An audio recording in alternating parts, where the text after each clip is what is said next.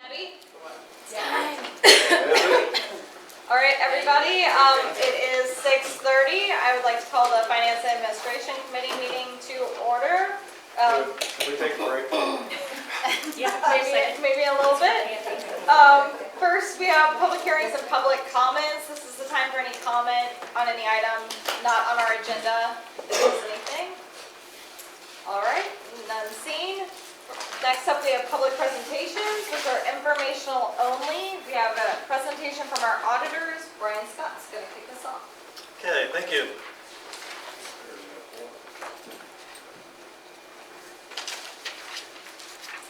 All right, we are quickly approaching the end of the year, which means it's the end of our fiscal year. Yay. And so we will soon be getting started on our audit once we close out the fiscal year at the end of December. And so we have once again engaged Beveridge, Tehran & Company, our certified public accountants, to do the audit for us. They'll be conducting an audit of the city's financial statements for the fiscal year ending December 31st, 2019. And as part of that process, we always kick it off with a communication from the auditors. And this is a reference to the Statements on Auditing Standards, SAS number 114, Auditor's Communication with those charged with governance. So this is an opportunity for the auditor to come to you tonight and discuss kind of the process for the audit, answer any questions that you have, and address any concern that you may have. So without any further ado, I'm going to hand it over to Ms. Emily Sheldon, who is our auditor, Beveridge, Tehran & Company, and she will go through the SAS letter and answer any questions you have.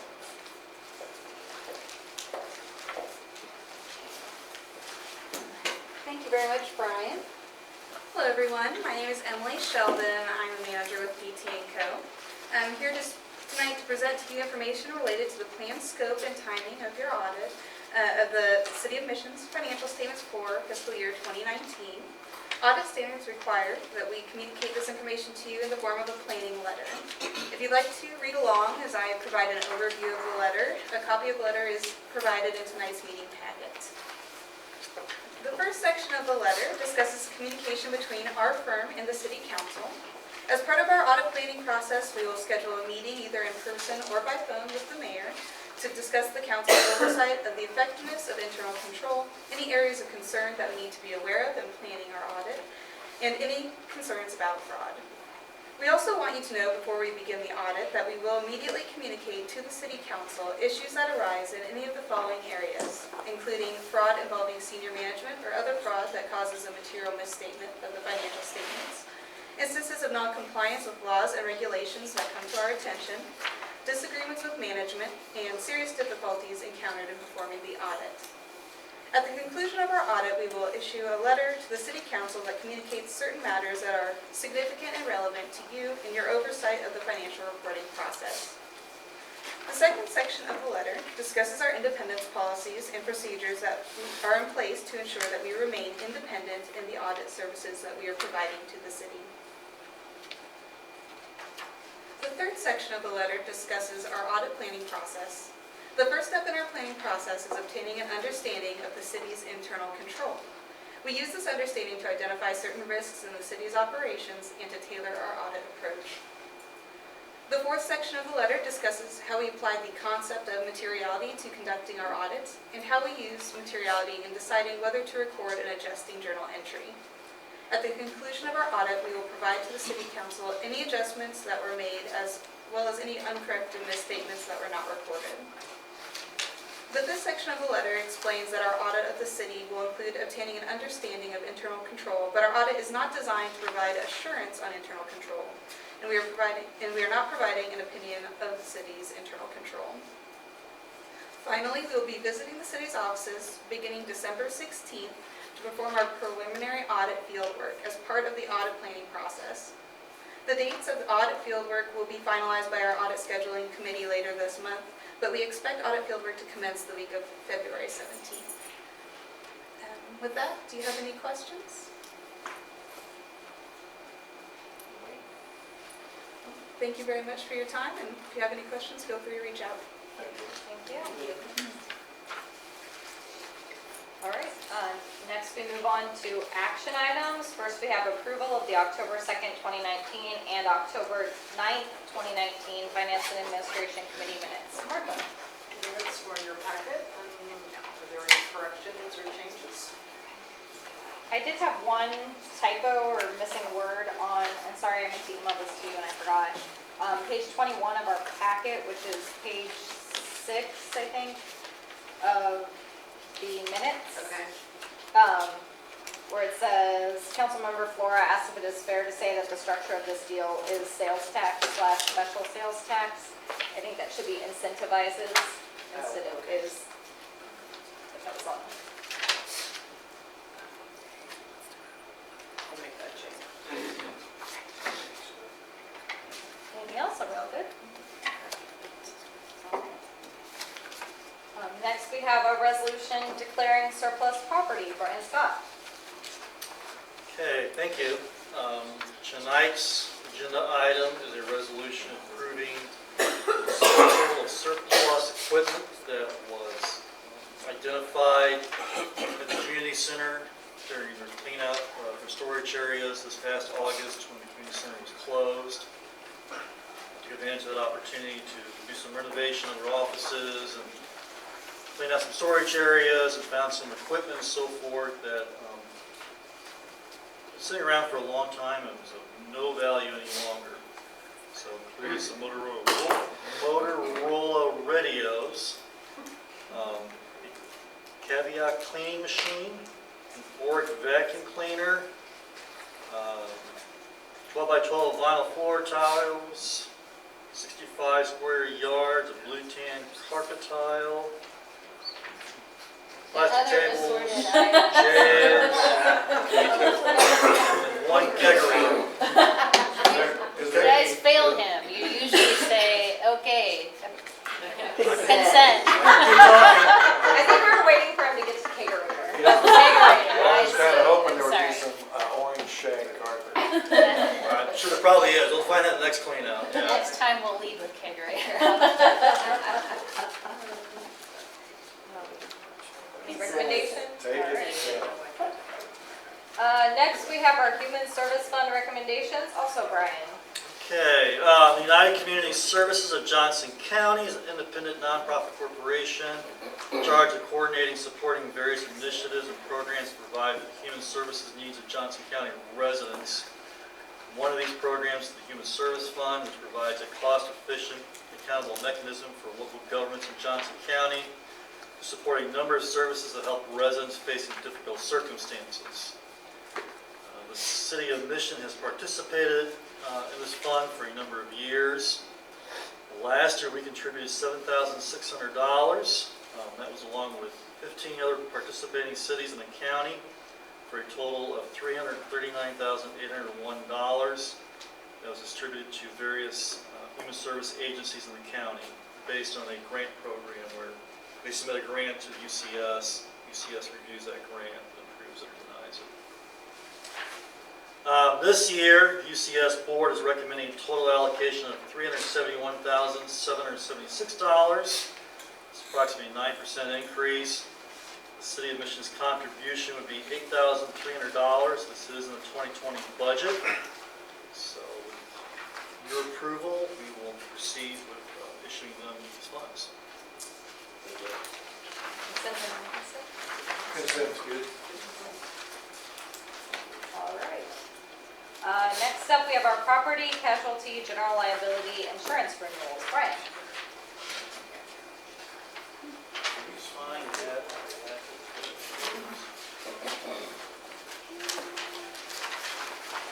Okay, this is kind of a story of good news, bad news. We obtained general liability insurance for property, general liability, thank you. Employee liability through, was for several years, One Beacon. Last year we switched to Travelers. The total for the coverage last year was $116,452. We purchased excess liability policy for $3,416. We also purchased a cyber liability policy for $3,238. So the grand total on that was $123,106. We reached out to Travelers again this year and secured a bid from them. This was the bid that was in your packet. And a couple things with this bid. To begin with, that number is a typo. We discovered that on Monday. We were reviewing the packet.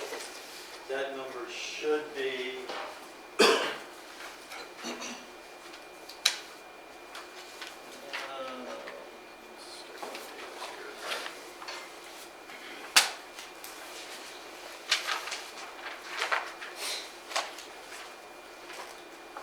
this number should be 47,611. Now you'll note down here, just go down just a little bit. Under notes, it says expenditures increased by $4 million, having an effect on the general liability rating. So that drove our cost up. And I began wondering, that sounds like a big increase in our budget. I know we had a little bit of an increase in our budget, but not $4 million. So I reached out to the broker, had them inquire with Travelers, and found the information that they were looking at from our budget. They were looking at a bottom total expenditure on budgets year over year. I said, that's great. We're spending almost $4 million realigning Rock Creek. That's a capital project. We shouldn't have exposure on that. They said, yes, you're correct. Good job. Good job. We wanted lowering our rates. Good job. So, this number was 5549. It's now 5207, I believe. There's 5207. And that brings the total down to 133,124 right here. But if we, another provision to this is an option to reduce our property liability. Right now, our deductible is $5,000 for property liability, and the broker is proposing that we increase that to $10,000. The reason for that is because the property liability market has gotten very tight, and so if we increase it, we can actually lower our premium a little bit. And if we don't do it this year, they'll probably force it on us next year. It's just kind of a way that the insurance companies are finding opportunities to save by increasing the deductible. So this year it's an option, next year it may not be an option. Frankly, $10,000 on a property claim, such as a loss in fire of a building or something like that, is not really that great of an amount. That's something we could probably absorb. What was the amount? What's just the bottom, the new bottom line? So the new bottom line for premium is $128,796. So it'll be a 5% increase instead of 10% increase. What was the professional, the general liability under option A? 52077.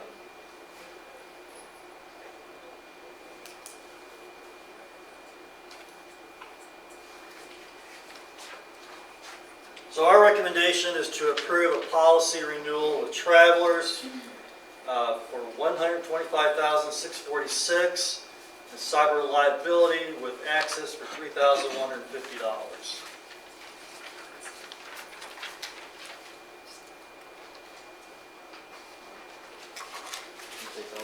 Think that counts as Yeah. consent. Sounds good.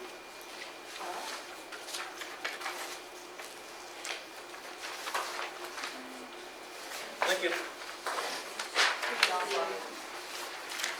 Next, we have our employee benefit renewals. Yes, thank you. I believe that we've kind of highlighted, we gave our lead away a little bit ago. As every year, we work with our benefits broker to develop, again, what we view as a balanced and attractive benefits package for our employees. We did that again, working with Locked-In Benefit Company this year. The good news, the headline story, is that even though we've seen a lot of volatility in health benefits, medical in past years, this year all we saw, the premiums stay flat, and the 2.6% related to the Affordable Care Act taxes came back to us. So the increase that you see in the tables in the memo that was included in the packet is just related to that fee. There had been a moratorium on that fee, and it's back in place now.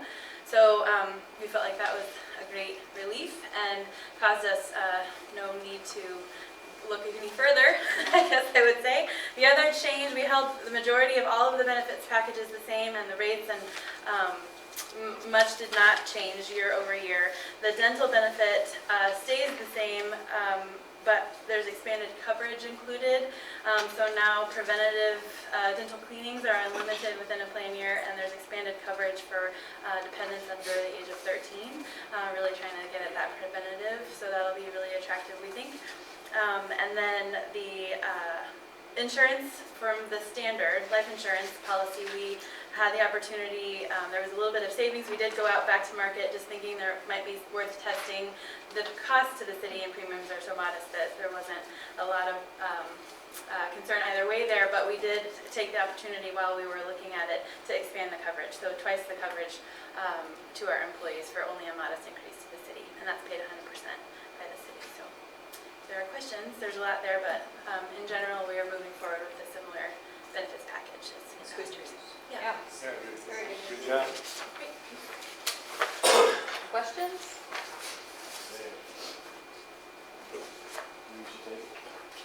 Consent, on consent?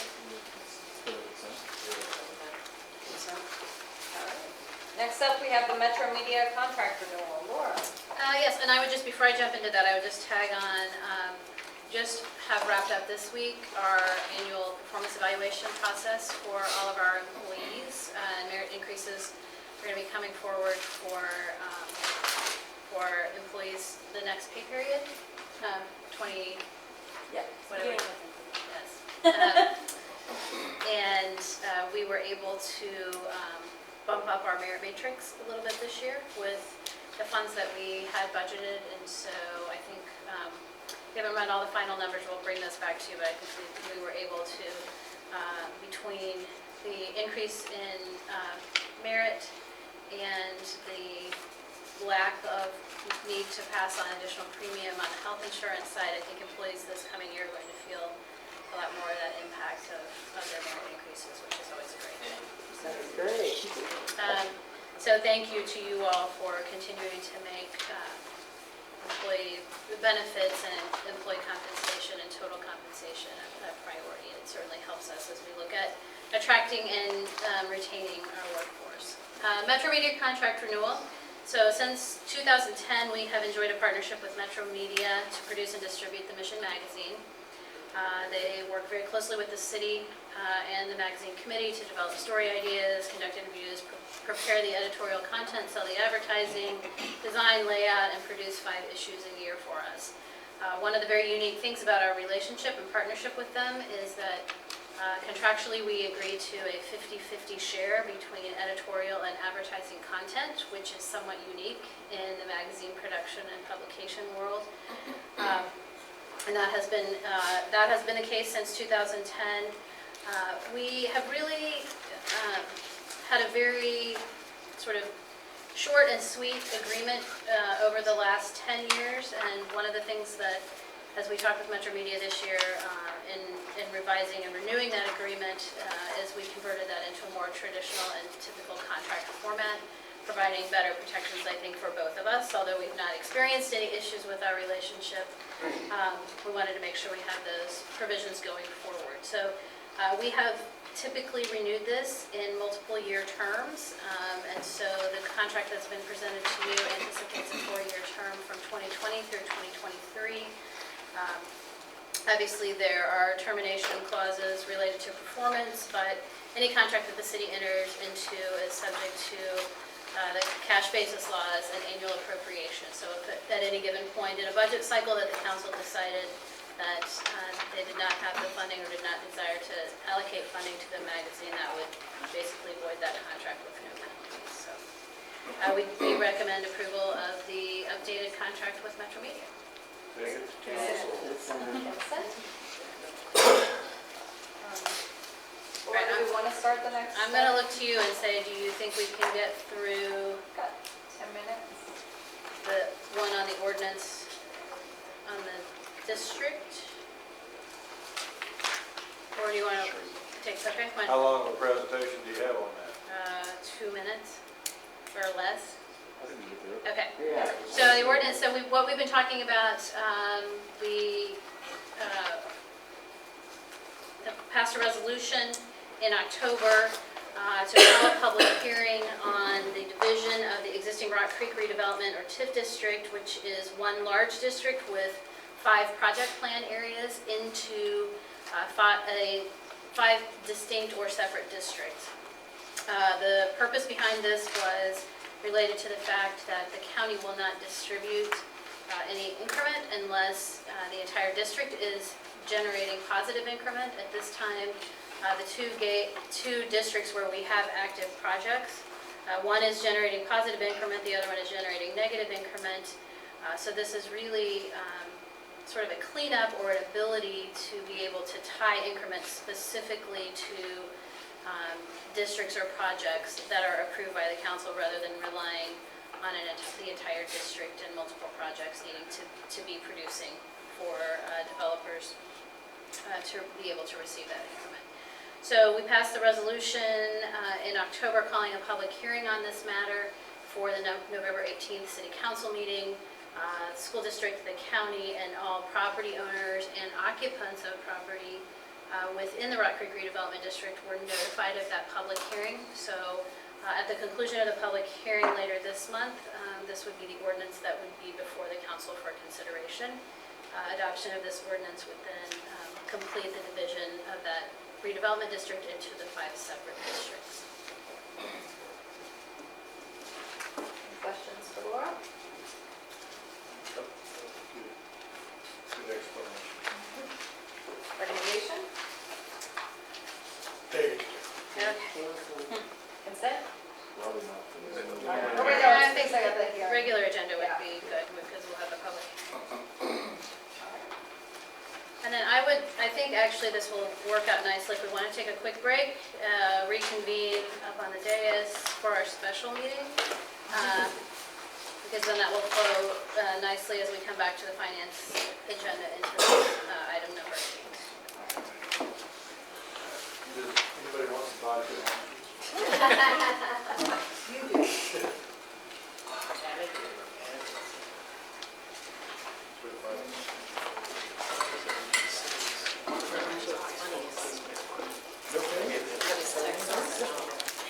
Where'd you grow up? Speak Kansas, that's not a thing.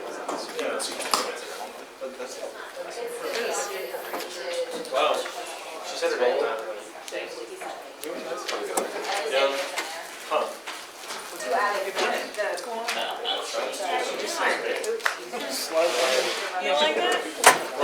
Good, it's here, let it see. I thought you did. What's new, Amy? Not too much new. You not, Laura? You want to read this? Do you know what it's like? Yeah, but you're on the train to see me today.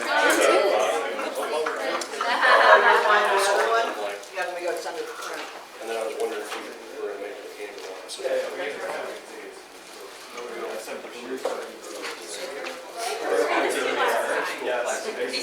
Really? So I was hiding this one. Okay.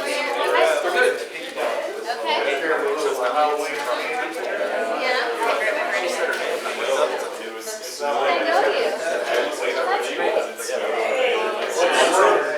Even in Minnesota, we forget how to drive, right? So it's Thank you so much.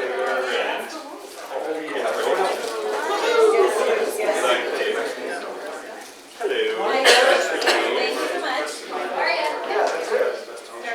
We get strict instructions.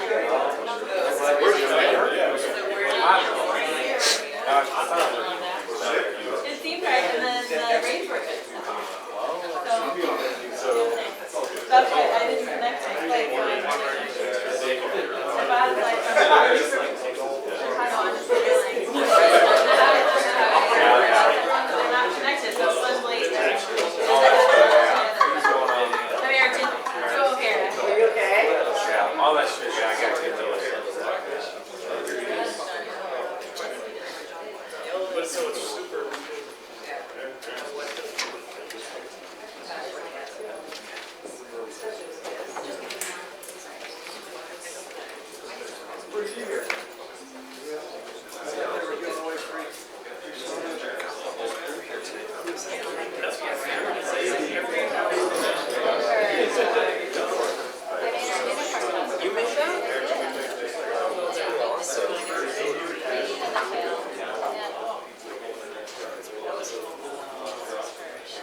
What's with our mothers for actual trees? I don't know.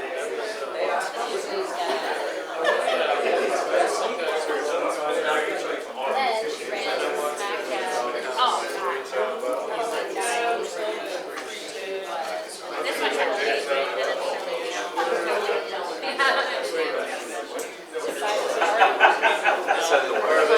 I thought she was Yeah. not a pretty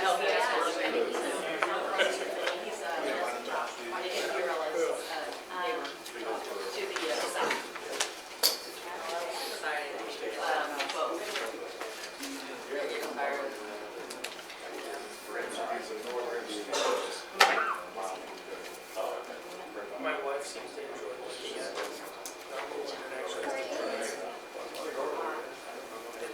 Breathing, whatever topic.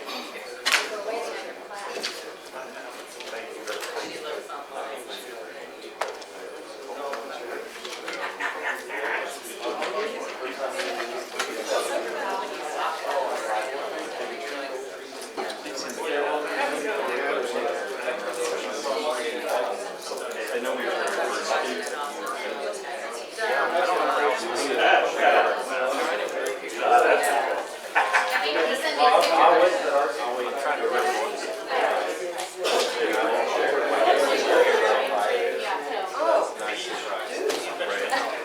Do you have it anywhere in there? No, but the motion would just be to approve the resolution just as it's.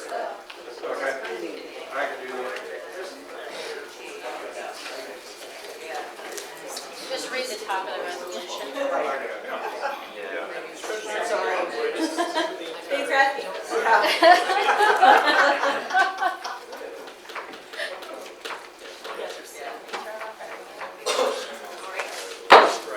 It is 7 o'clock, and I'd like to call this special meeting to order. Would everyone please stand for the Pledge of Allegiance? Allegiance to the flag of the United States of America and to the republic for which it stands, one nation, under God, indivisible, with liberty and justice for all. Martha, please call roll. Councilmember Davis is absent. Laura? Here. Inman? Here. Crane? Here. Quinn? Here. Rothrock? Here. Schlossmacher? Here. Thomas? Here. Thank you. We have one item on our agenda this evening, which is the consideration of a resolution authorizing the offering for sale of special obligation tax increment bonds for the Gateway Project, Series 2019. Ms. Smith will provide an overview, and Mr. Kimmel is also here to provide information on this item. Ms. Smith? Thank you, Ms. Rothrock. As you know, we've been working on revisions of the development agreement and taking steps to advance towards the issuance of the special obligation bonds that have been contemplated as a part of that redevelopment agreement over the last several months. So tonight we are here in order to kind of continue to move that ball down the field and share with you kind of where we are in the process related to the issuance of the special obligation bonds. Just a little bit of background and some of the work that's been going on, a lot of the work that's been going on behind the scenes for the last couple of months. The mayor signed an engagement letter with D.A. Davidson, which is the underwriting firm who will be working on this bond issuance. That engagement, the underwriters are not paid unless the bond issue actually moves forward, so there's no cost associated with that to the city in order to begin that development work. And in addition to that, we went through a process of selecting a firm to do a market study that is related and required as a part of the special obligation bond issuance. The firm of PGAV was selected to do that market study, and the developer escrowed the funds necessary to complete that market study. So again, the work has been moving forward at no financial risk or expense to the city. So tonight, Mr. Kimmel, our municipal financial advisor, will kind of share with you some additional details about the bond structure. Kevin Wemby with Gilmore & Bell is here also. He can answer any questions that you might have about the process and the next steps or remaining steps in that process. But we're pleased to be able to share with you our progress today. Good evening, I'm Bruce Kimmel with Ellers. It's great to be back with you, actually in person and without any mishaps getting here. What I wanted to do is just give you a little bit more background. You saw the one-pager on the memo that I gave to council in advance of this meeting relating to some of the key points in the bond structure. Wanted to dig into that a little bit more, not in exhaustive depth, but just to help you understand how we're putting together these different pieces of information to get to the proposed bond structure, how that bond structure might be changing between now and the actual bond issuance, and then how that might still change further if revenues exceed projections and we're actually able to accelerate the debt service and pay off bonds early. So please stop me along the way if you have questions. I don't want to get too far down in the weeds, but before you consider this resolution, authorizing the team to take the next step towards marketing these bonds, we thought it would be helpful to give you a little bit more context as to how all of these pieces are coming together relating to the TIF and the CID financing. So you have at your places a 5-page curated edition of the debt numbers. I think it's 5 pages out of maybe 20. So it's not everything that David Davidson has been cranking out lately, but hopefully it will give you a sense of some of the structuring here. And so I want to go over that in a little bit of detail and also then conclude talking about risk protection and how we on the city team are really working with the underwriter and with the developers team just to make sure that your intents, that as were communicated in the development agreement that was approved back in 2017 and as was communicated in the amendment to the development agreement that you approved last month, how those council priorities are being upheld and protected as it relates to having no financial risk to the city with this financing, and also minimizing to the greatest extent possible any reputational risk to the city by being very methodical and careful along the way towards this financing. So please ask me any questions that you might have about that as well. So this first page of this packet is called the sources and use of the funds, and I alluded to this in the memo, but it sort of gives a snapshot overall of how you get to the bond amount and then how much actual money for the project is going to be generated out of that bond financing. And so just looking at the top of the page, this sort of gives a brief overview of the key details. Davidson is referring to these as special revenue bonds, basically as a shorthand way of saying that these bonds are only being paid from the TIF and the CID revenues, right? So at no point will these ever be a liability against the city or your general taxes and fee revenues. In fact, I think in the offering document, they use about 5 or 6 different adjectives just to make that really, really clear that this is not ever going to be an obligation of the city. And the official name of these bonds are Special Obligation Tax Increment Revenue Bonds.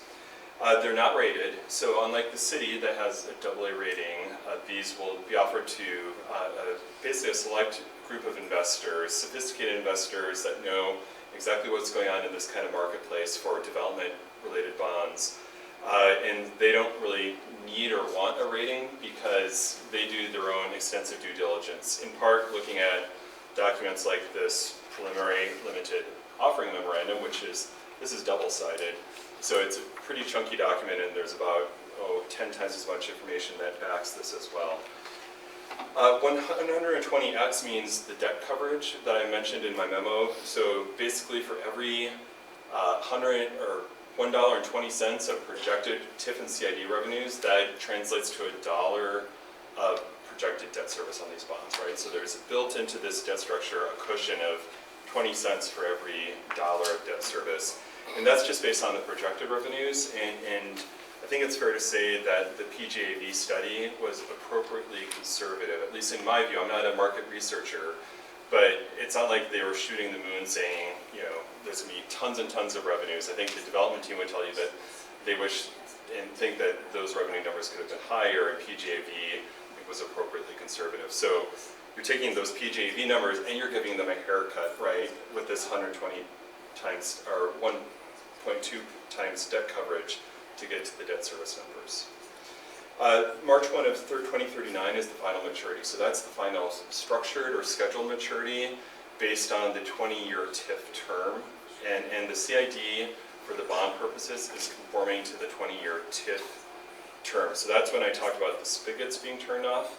They're getting turned off for purposes of structuring this bond issue. There might still be some tails with the CID that could continue to be collected for other CID eligible costs, but we're not counting those towards structuring this bond issue. So those are the main parameters, if you will, there. Date is the projected closing date on the bonds. There's a lot of steps to happen before you actually transfer the monies from the bond investors to the city and ultimately to the project. But right now we're targeting mid-December for that bond closing to happen. And I'll talk a little bit more about next steps, and as Laura mentioned, Kevin Wempe from Gilmore & Bell can talk about that as well. Okay, let me speed up a little bit to sources and uses. So right now Davidson is saying, based on the revenue streams that PGAV has estimated, they think that given all these parameters and the estimated interest rate on the bonds, you can basically float a bond issue for $43.5 million. And that's what they're going to go to market for. That's what they would like to go to market for. The OID, this haircut right off the top of $1.4 million, is essentially money that they're giving back to the bond investors in order to basically create a yield on the bonds that's a little bit higher than the coupon. And I know that it's kind of technical, but as you'll see, the projected interest rate on the bonds is 4.5%. Well, how do you create a yield for the investors that's more than 4.5%? You basically allow them to buy $1 of bonds for less than $1, right? And in this case, it's about a 3% discount that they're giving back right away, and that's called OID, or original issue discount, to effectuate an increase in yield. And it's Davidson's opinion that that yield will need to be about 4.75% to attract investors for this type of bond that is basically backed with future TIF and CIT. That's a lot higher, right, than what the City of Mission would get on a GO bond. And it's one of the starkest contrasts to what you would get for a road financing or a facility versus for this financing. But we all were aware of that. And as a starting place, I think these are reasonable rates. We'll, of course, be looking to work essentially on both the city's behalf and the developer's behalf to try to lower that yield through the actual sales and marketing and pricing, because that will generate more proceeds, as I'll discuss in a minute, for the project, but it also reduces the city's risk. The lower the interest rate you can have, the faster those bonds can be paid off. And that's just a good thing all around. Even if you don't have financial risk, we want to try to get those bonds paid off as quickly as possible. And lowering the yield is one of the best ways of doing that. So then, moving on to the uses of funds, you can see the estimated project fund is 32.7%, or is $32.7 million. That's about $1.3 million shy of the developer's target of $34 million. So that's another reason why we're going to try to get a better yield so that we can get closer to that $34 million target for this financing. But you can tell we're awfully close. In the grand scheme of things, that should be a bridge. Even if this is a crystal ball and the bonds come in just like this, that should be workable, and the developer has indicated that they can bridge those gaps through a number of ways if needed. But then there's other money, quite a bit of other money from that $42 million of net bond proceeds that goes to other things. Capitalized interest is essentially money that's taken from the upfront bond issuance to pay interest to investors while the gateway is being built and getting up to speed. You know, synergy is going to come first, and then the other components will come online after that. Well, the bond investors want to get paid their interest every 6 months no matter what, right? So you need to build money into the project or into the financing, and it's about $3.9 million in this case, to make those payments until there's enough TIF and CID coming in to pay the principal and interest on its own. Debt service reserve fund is a really important thing for the bond investors. This is basically equivalent to a full year's worth of debt service. So in other words, we're bonding to put $4.2 million in the bank in a lockbox that only gets used if the revenues are not sufficient to pay debt service. And if things really go poorly, hopefully they won't, and you burn through that debt service reserve fund, then the investors are the ones that have to look for other solutions. They're not going to be able to come to the city to bail out the bond issue. Cost of issuance and discount are still being determined. Davidson is working for a 2% fee, essentially. That's their fee for lining up the investors and actually being that middleman, so to speak, between the issuance and the investors. And then cost of issuance would include everyone from Bill Marbell and us and the Underwriters Council, which is the group actually preparing this preliminary limited offering memorandum. But those numbers are still coming into focus. Before I move on, any questions about sources and uses? I just wanted to spend a little bit of time here. The next few pages will go a little bit faster. Okay. So moving on to page 2, this is the estimated debt projection. And so you can see that 4.5% coupon. Now again, the yield to the investors is projected at 4.75 right now. But based on this 4.5% across the board, you can see the projected gross amortization of the bonds. And looking at the far right-hand column, you can see that total debt service over 20 years is just under $70 million using this set of assumptions. Then the next step, and you can kind of see how this builds on itself in layers, is how you get to the net debt service. So it's the same $70 million or $69.5 million of debt service if you look at that middle column. But then remember, we've already bonded for some stuff, right? And that money is sitting there waiting to be used. So you can see how the debt service reserve fund gets used to help make part of that last payment in 2039, if it hasn't been tapped already, and hopefully it wouldn't be. It would just be sitting there for 20 years. The capitalized interest, on the other hand, gets paid up front to make those bond payments while the project is getting built. And then you can see from taking total debt service minus the debt service reserve fund minus cap I, how you get to the net debt service of $61.4 million in total. So I think this page is helpful in just summarizing again. If you have a better yield, a lower yield on the bonds because people are lining up to buy these bonds, and Davidson's saying, okay, there's so much demand, we don't need to give you 4.75% yield. We can give you, the investors, maybe 4.6%. Well, what that means is less interest, right, in that interest column. It means you don't need as much of a debt service reserve fund, so that can go down a little bit. It means you don't need as much cap I, so that can go down a little bit. And what does that mean? That means more net proceeds for the bond issue, because the revenue stream can just go more towards funding upfront project funding for the parking garage and other eligible costs of the project. Conversely, if people aren't lining up and we need to beat the bushes more and twist some arms to get people excited, which I don't think we'll need to do, but it could happen, a higher yield means more interest, a higher debt service reserve fund, more cap I, and less project proceeds. So you can see how those squeezing the balloon dynamics would work in that case. Then finally, Council, the next 2 pages are a couple of cash flows, and I want to just give you these because they're where you marry up the PGAV revenue projections to this debt structure. And really, you kind of actually really start with the revenue projections, but I wanted to walk you through the bond structure and then come back to how it ties out to the revenues.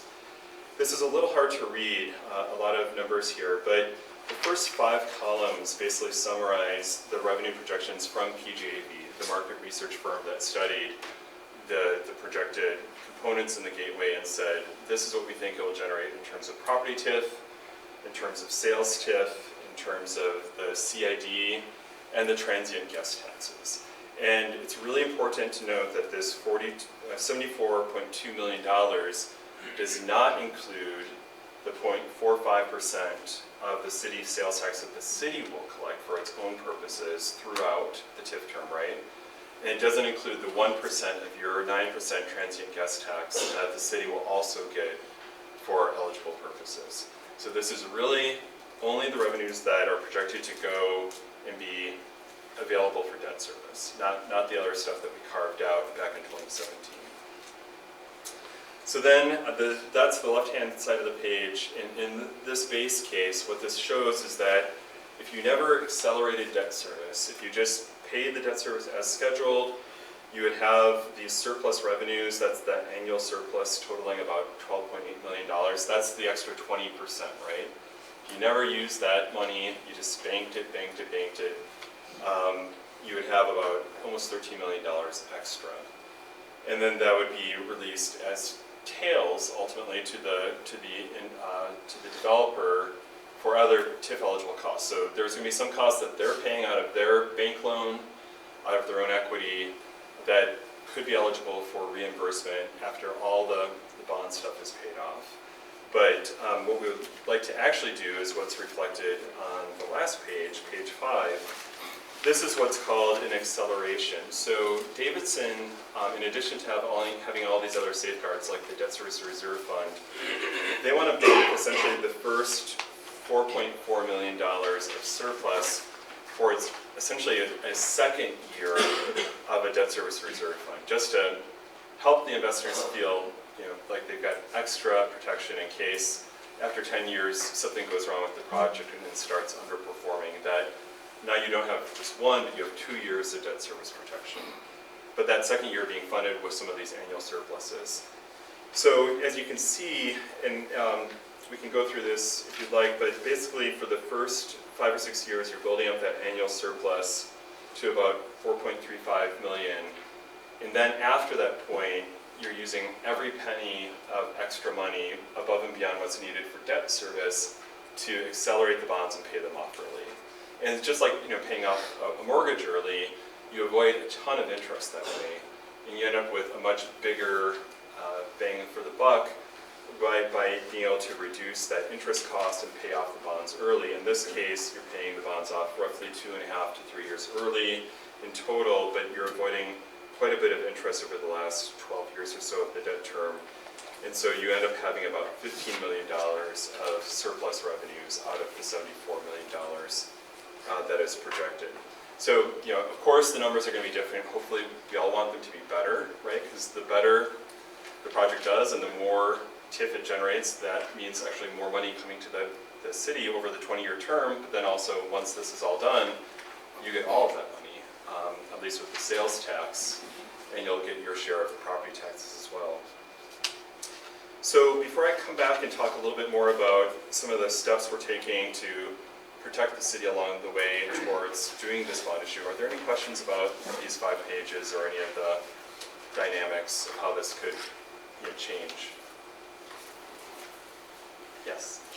Under surplus release on page 4, what's the carryover on the 4.35 million? What is that from? Right under surplus release. The carryover $4,350,000.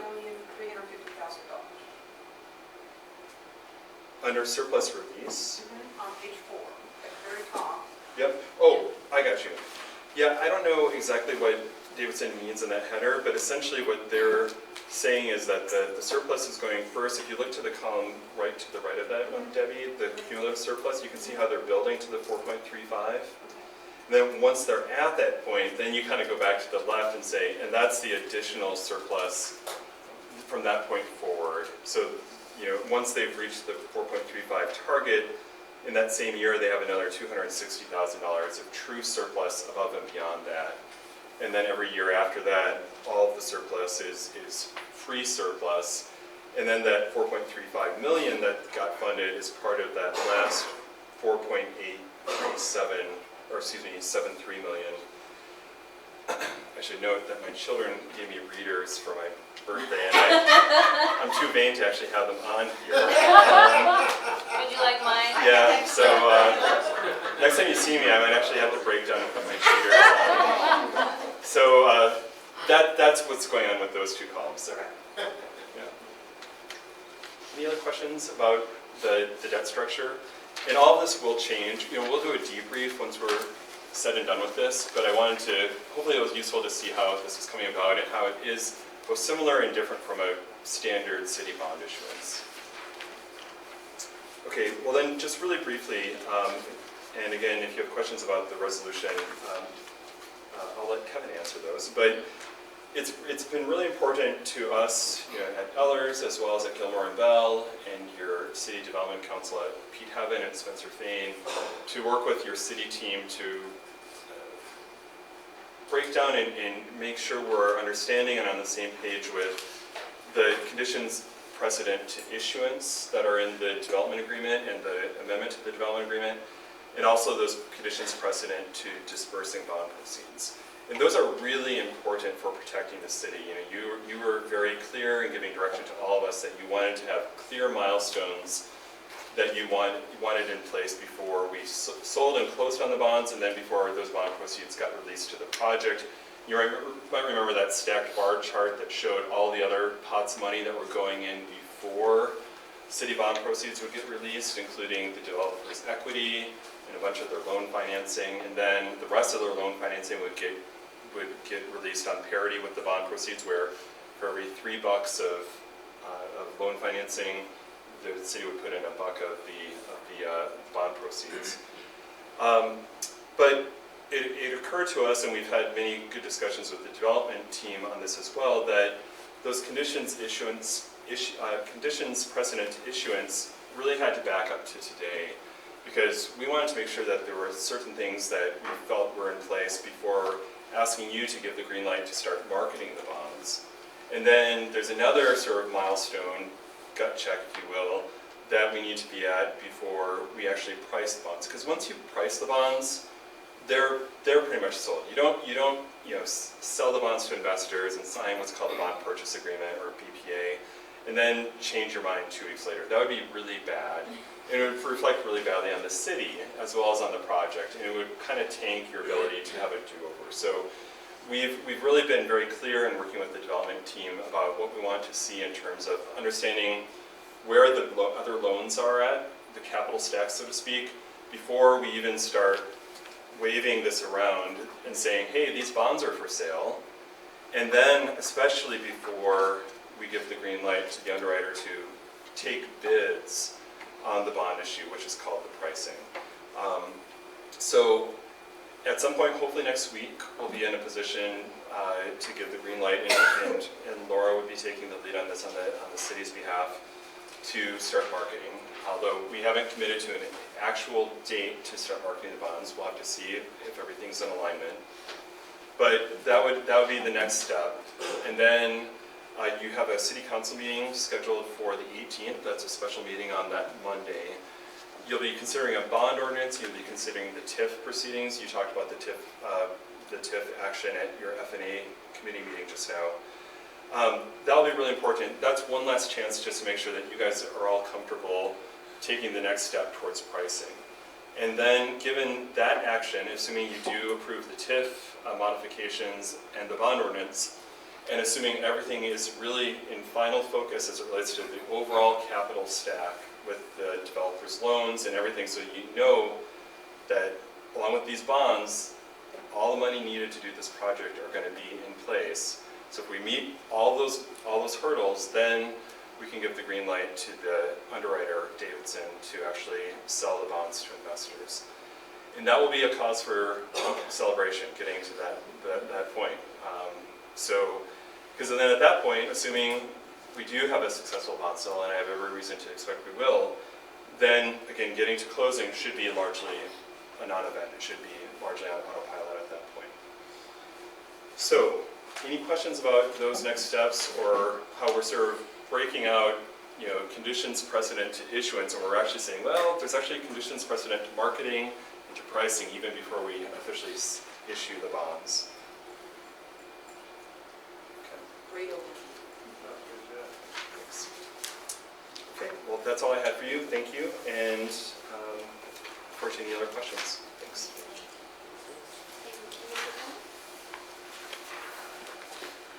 I would entertain a motion. Acting Mayor, I adopt the resolution authorizing the offer for sale of special obligation tax increment revenue bonds, Series 2019 of the City of Mission, Kansas, as written. Second. We have a motion and a second. Is there any discussion? With no discussion, Martha, would you please call roll? Schlossmacher, Aye. Thomas, Aye. Quinn, Aye. Rothrock, Aye. Inman, Aye. Crane, Aye. Flora, Aye. motion carries. Would there be no Motion to adjourn. further business on the agenda? Second.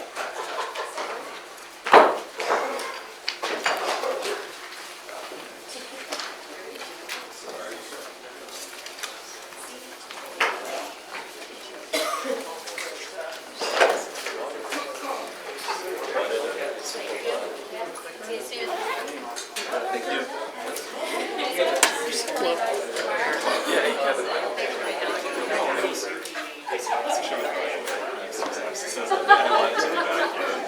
And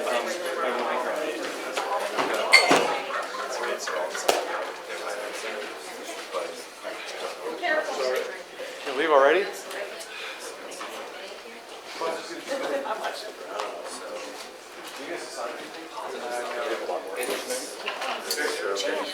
you.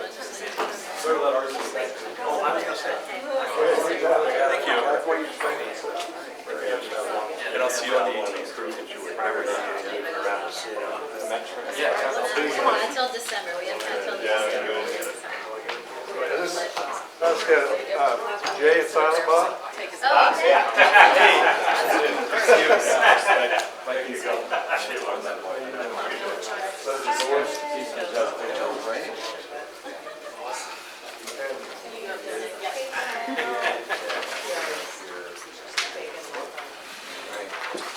Yes, thanks. See you later. Have a safe trip home.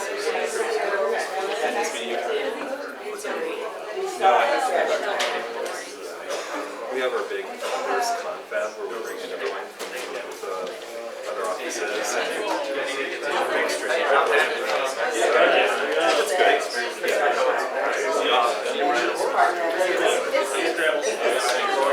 Yeah, see you.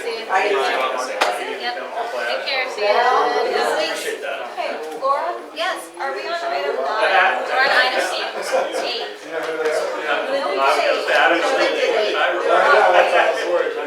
Are we on 9 relating to Yes, bonds? yes, I'm sorry, we're on 9. Okay, so back to the bonds. Yes, back to the bond. Okay. Back to the future. Oh, thanks. Well, Pat's It's kind of loud. Yeah, Pat's going to start. Not at all, Kristen. Most people know it finally. yeah, we don't. Where'd all your friends go? Why'd you scare them away, Laura? I don't know, maybe digging through all the swag back there. Oh, that's Oh, yeah. The what? The shirts, all the merch. I laid it out. Martha, stop dangling the shiny objects. No kidding. We were told to wait till after the meeting. See, we now know the Follow the rule instructions. followers versus the others, right? Good thing there's no more of that. What are you guys doing? Well, we were told not to get it until later. See ya. We were rummaging through your stuff. All right, so we are returning now to our Finance and Administration Committee agenda with item 9, issuance of special obligation tax increment revenue bonds for the Gateway Project, Series 2019. Melissa? Yes, thank you. So, as Mr. Kimmel just walked you through, there are steps remaining, but we wanted to include this in your Finance and Administration packet this evening because in the event that things continue to move forward as we anticipate, you would be in a position to consider this ordinance authorizing the issuance of the special obligation bonds that we just discussed at your November 18th meeting. And then following adoption of this ordinance would be the signal, as he mentioned, to the underwriters to price or basically sell the special obligation bonds. So in the event that we are not there and that schedule has been adjusted, this would not obviously appear on your November 18th, but we want to just make sure that we are, again, positioned and have the information out there for both you and the public in the event that we continue to meet our milestones. And again, just the difference between the accelerated maturity one and the not releasing the surplus early, that'll be decided by Davidson as part of the pricing process, or? I don't know. Did he leave? I should have asked him. He may still be in my office. But he was put on. Not a huge deal, we can. Well, I'll find that out. We went over both scenarios, I just didn't know if that was it sounded like maybe that's a Davidson decision on the pricing, bringing it up to market or not? Yeah, it is. It is, okay. Kind of depends what the market Yeah, is. that's kind of what, thanks. Laura, I have Mhm. a question. How is the underwriter compensated in this process? So the underwriter is compensated. If you go back to that handout that Bruce had, It's got $500,000. it's called the underwriter Yeah. discount. No, it's not. It's No, it's actually large, Not, It's 2%, it's on the first page. yeah.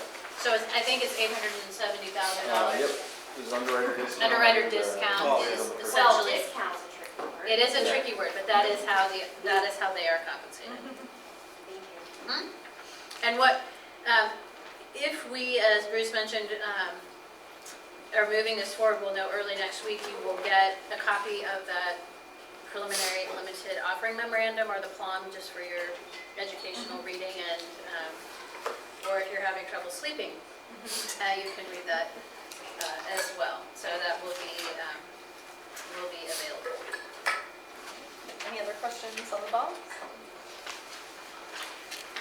Recommendation? City Council 9%. Next up, we have one discussion item tonight. We will be discussing the 2020 legislative program. Laura? Yes, thank you. So each year we prepared a legislative program which outlines our priorities or areas of interest or concern that we want to communicate with our state legislators at the outset of the legislative session. We have historically done that and adopted that in January, but when we do that, we bump up against the start of the session. And it doesn't provide us much opportunity to really get this in the hands or answer questions or have more specific conversations with those legislators. So last year when we adopted the 2019 priorities, the council indicated that you would like to move this up on our timeline so that we would have more time to communicate with our legislators. So the first draft is here for your consideration this evening.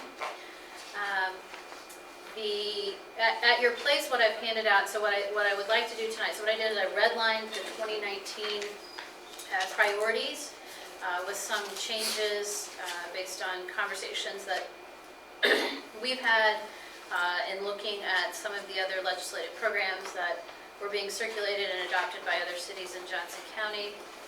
And then just today, actually, and I put at your place, and I think Martha emailed you prior to tonight's meeting, the 2020 Statement of Municipal Policy from the League has now been finalized, and you've got a copy of that.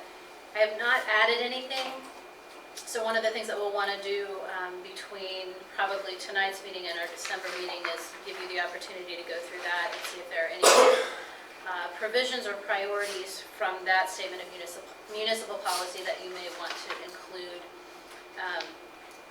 in the 2020 program. So what I would like to do is actually walk through, as opposed to the program and priorities that are in your packet. If we can work from the one that I just handed out this evening.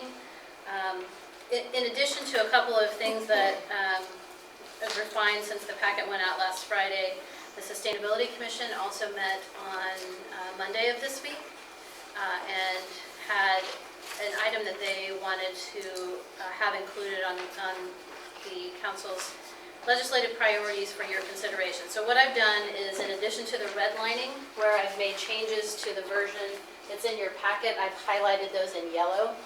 So we can kind of, if you read through what was in your packet, we'll kind of focus on those changes and then the highlighted changes. So what you saw as you looked at this was a lot of consistency from the 2019 program. A lot of our issues don't change dramatically from year to year.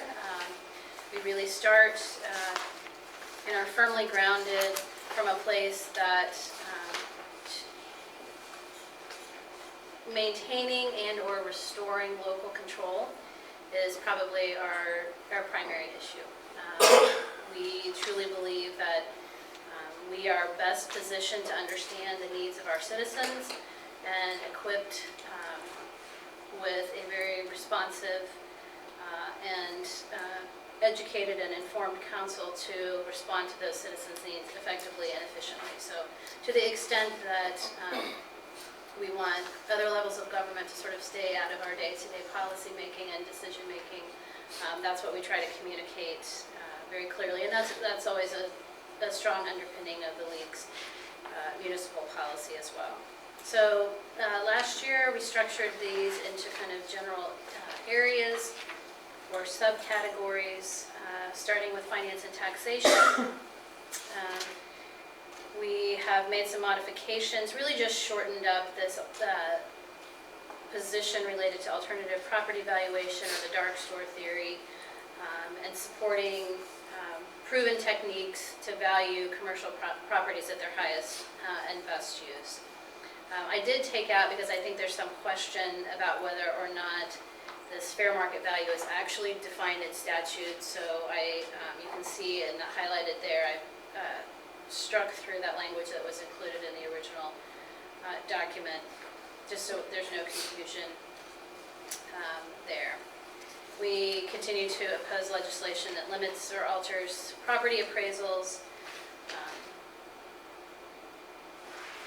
And I think that's obviously those issues are working their way through the court system. But to the extent that we could firm those up or get some legislation that would help protect us in those areas, we would certainly be supportive of that. Internet sales tax collections. We would support any legislation that assists in collection of the compensating use tax that would be due from in-state purchasers.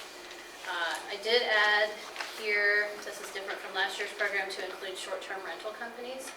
So Airbnb, so again, when you have a transient guest tax in your community, that's kind of an ongoing conversation about whether those properties should be subject to that. So this is something that has started appearing in some of the other cities' legislative programs, and wanted to include it here for your consideration. Does the state currently have anything on Airbnbs? Is there a statewide tax? No.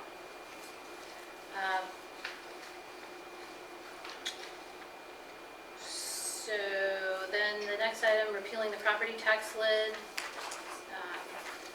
and maintaining local control over revenue and spending.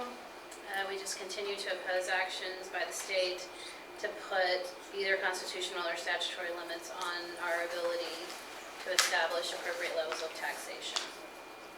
And if, in the absence of repeal, we encourage them to look at modifying the current legislation to remove the election process and replace it with a protest petition, so that we would not have to, both a timing and a cost issue, if we have to take a mill levy increase to the public. We also support additional exemptions, which would make the law more workable, again, in the absence of a full repeal. So again, just tax policy, we always encourage them to try to maintain stability in revenue streams, to not apply further limitations or exemptions to the ad valorem property tax base, to really thoughtfully consider industry-specific or special tax treatment for various types of property classification, and to approach thoughtfully reductions in sales tax on food and pharmaceuticals, and to take into account the impact on and the obligations of our local units of government as we try to provide services with revenues. Retaining the local government sales tax exemption on public construction projects, and supporting the maintenance of state funding. Really, this is the continuing to preserve pass-through funding, primarily in the area of alcohol or liquor tax funds and gas tax funds, both of which fund very important programs and services here in Mission. Constitutional home rule, again, we say it in kind of our introduction to the 2020 priorities, but restated it here, just our strong opposition to any alterations or limits to home rule authority. The redevelopment and reinvestment in cities, just kind of changing up some of the titles, and part of this is done to match up with some of the language that's being used in other cities here in Johnson County's programs, so that to the extent that our legislators are looking for consistency among municipalities, that the language is at least similar and there's some connection there. Open records and open meetings, again, we want all levels of government to be subject to the same open meeting and records requirements, and that obviously any laws that govern open records or open meetings should really balance the public's right of access with the need to protect the privacy of our individual citizens and the cost of producing requested records. Preserving our ability to advocate and educate in the legislature and on issues impacting us. We really need to be able to make decisions about memberships in organizations and to participate in that legislative process without cumbersome reporting requirements. Maintaining nonpartisan local elections, restoring local control of right-of-way, particularly the ability to make decisions about the location, placement, size, and appearance of poles, towers, and other wireless facilities within the community and public rights-of-way. Restoration of local gun control. I just added some language here to the position that we had in the 2019 priorities, supporting the ability of local governments to set policies related to our employees carrying weapons or firearms while they are engaged in the course of their employment. And then absent any return to local control, supporting concealed carry training, permitting, and background checks for any individual who desires to conceal a firearm on their person. In the packet, I had originally taken out any position on education. It's conspicuously absent in other cities' legislative programs, but in some conversations, I think it may be important for us to just not let that drop off the radar screen entirely, and looking at, so this was modified, which is why you see it highlighted here, just requesting that the state fund special education at the required statutory levels, and that we would oppose any amendment that would basically remove the state's obligation to adequately and equitably fund our public school systems. On the human resources side, we continue to support full funding of the CAPER system. The infrastructure and energy category was one that was revised. We split that, so we created a new sort of environment and energy.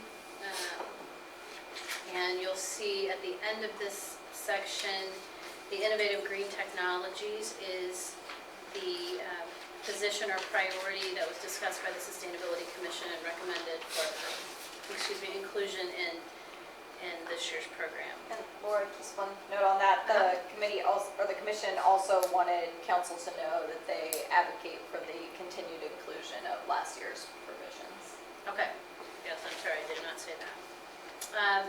So they did review all of those pieces related to energy and environment.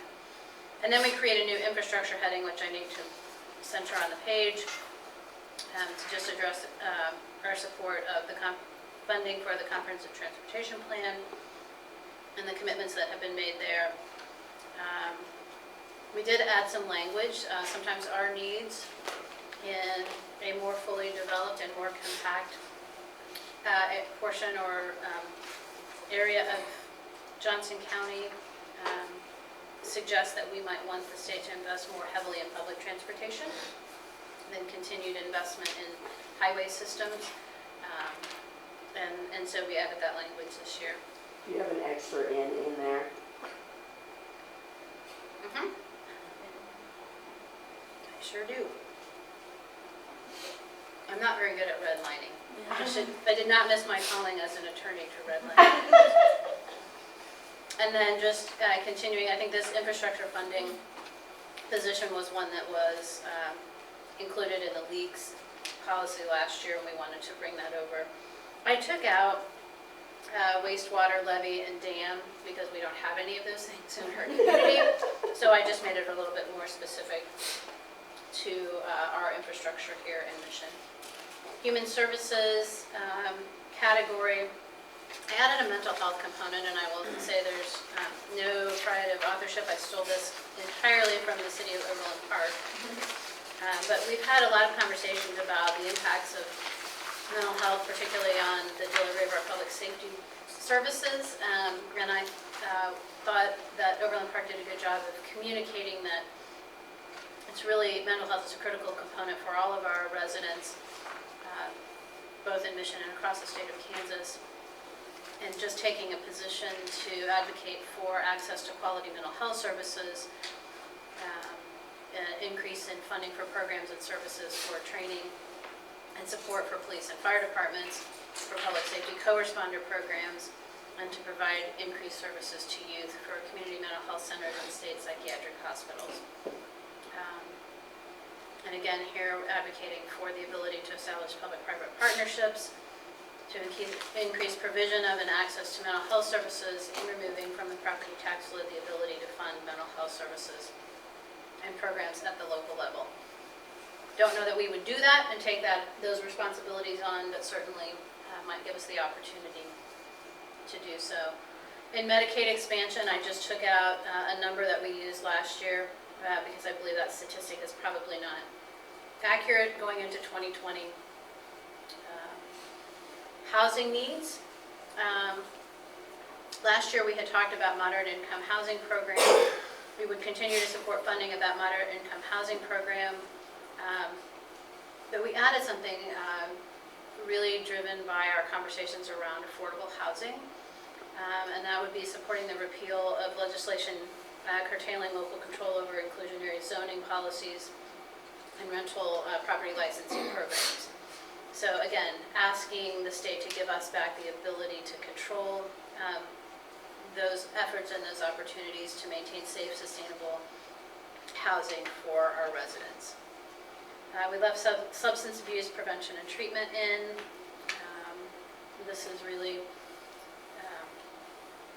these state tobacco prevention programs. We changed the wording a little bit in terms of non-discrimination and really characterize that really as promotion of equality. Increasing the minimum age for sale and purchase of tobacco products, along with a position that we would encourage the state to prohibit or restrict the sale and distribution of flavored vaping products. And increase in the tobacco sales tax, legalization of marijuana, carried over directly from the 2019 priorities, and the safe use of bicycles and scooters on public streets. You may recall when we adopted the UPOC, there were some new provisions this year regulating that. Again, just reinforcing local municipalities' ability to manage the use of those within our own communities. So I'd be happy to answer questions or look for additional feedback or items that you might want to have included. Yeah, if we got any feedback from anybody at the state legislature level that this is being used for anything, I mean, how does this all get sent up to them? do we know if anyone's looking at it? I can't imagine somebody at the State House doing 15 copies of this similar stuff from 15 different cities is really pouring through all that. I mean, how impactful is this, and can we measure that in any way? And if not, I know a lot of time is spent on that. Maybe we need to look to balance that out a little differently. Laura put something, just to make a quick comment, Laura put something out last year about all of us meeting with our state legislators. There wasn't really an appetite from anyone, but Zolly and I went and met with Senator Boyer, met with Representative Shue, met with Representative Owsley, talked to them about some of these priorities, what it was last year, how it's challenging when they get it in January because they're already in session. And encouraged us to start earlier and encouraged us to bring them in the door for presentations like Representative Shue gave us a couple weeks ago. And really they wanted this. This gives them a leg to stand on as they advocate for a variety of things on our behalf when they say our constituents want this. And really they just have a handful of cities. Right, so I mean, I fully understand that we can go and, on our own efforts, try to work with our state legislators and push for things that we think are important. I just wonder from a city level, the amount of time that goes into this, are they really using it other than people individually meeting? Well, I would add that the consensus when we talked to them last year was that it has weight coming from the municipalities rather than just, random constituent has an idea on something, and they appreciated the process, and their only recommendation was to move it earlier so that it would have more utility. But they said that it holds weight if they can go and say, we have 4 cities in our Senate district, let's say, that's not the right number, but, and all of them had this, and this is really important to our community. I mean, don't take it the wrong way, but outside of some hypothetical things and some anecdotal evidence, do we get anything back from the state on this stuff that they've even, or people at the state, that they've even looked at this and are taking it into consideration other than, I know you guys have your individual meeting, I just mean at the city level, are we getting any feedback? I mean, we don't get any specific feedback, or we haven't historically from that. I would say that while it does take some time, I do think from my perspective, it results in some good conversations among our sister cities and fellow cities as we kind of look at and examine and think about how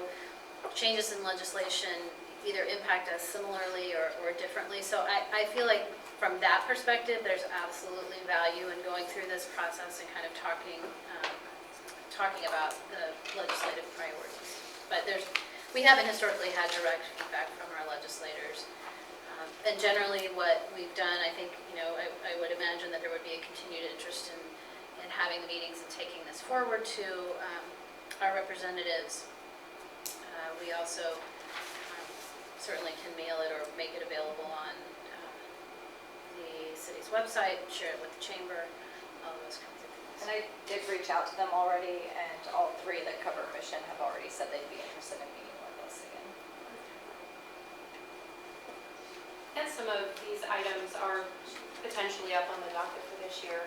Tobacco 21 might be something for them to, be able to have some substance behind what they're saying in terms of where cities are coming from. I think it's valuable. All right. So we should send any additional items to you? So if you take the opportunity to review the League's Statement of Municipal Policy and let me know if there's anything from there you would like to have included, or if there's anything else that's not on that you would like to have. And then you would move that forward as an action item at the December committee meeting. Last we have department updates. Laura? I don't think I have any, right? I'll save it up and see what I can come up with by the time. That CDC, how about that? That concludes our finance and administration committee. Okay, do we need a break or can we jump right in? Jump right in. All right, it's 7:56. Let's start our community development committee meeting. First up, we have an opportunity for public comments. This is a time for anyone from the public to come up and make any comments that they might have for an item that's not on the agenda. Let's move on. Public presentations, these are information only. First up, we have Ken Almany on Adopt a Park program. Good evening, council. Good evening. Good evening. So on October 15th, we had Mission's very first Adopt a Park event launch. And just for background, the Adopt a Park program is essentially a partnership between the City of Mission and a volunteer organization with 4 overarching goals. Those goals are to create engagement in a safe and well-maintained park, partner with our city staff in beautification projects, interacting and connecting with nature, and then creating relationships, developing that hard work and activities with your neighbors, which is at the heart of fostering community. So this picture here was Jackie Gameson's on the Parks and Recreation and Tree Commission, and was asked by the Girl Scout troop to kind of coach them up on the best practices in identifying trees for their tree identification merit badge. And so that was us helping them out in those best practices. Pretty good time. So who can adopt? Any local business, individual or family, government agencies, philanthropic organizations, or any nonprofit. And in the case of our very first event launch, it was the Boy Scout, Girl Scout, and Cub Scout troops of Rushton Elementary, the majority of whom were the Girl Scouts, Troop 942, and one lone Cub Scout. That was my buddy. I had him close on my side. Help me out, my man. So the process is pretty straightforward. An organization approaches the Parks and Recreation Department, they express interest. We talk about which park in particular. They apply. We review the policies. They've got some expectations on the volunteer side, as well as expectations from our Public Works and Parks and Recreation side. Make sure we're on the same page. We fill out and sign any waivers for those individuals who are minors, as well as any adults.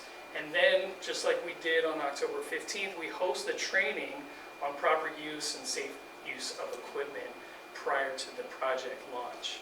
And there's a checklist of items we cover, and then equipment checkout. So it's a pretty comprehensive program, pretty simple as well. We wanted to make it as accessible as possible because we realize that any kind of barrier to entry limits participation, and we want as much engagement as possible.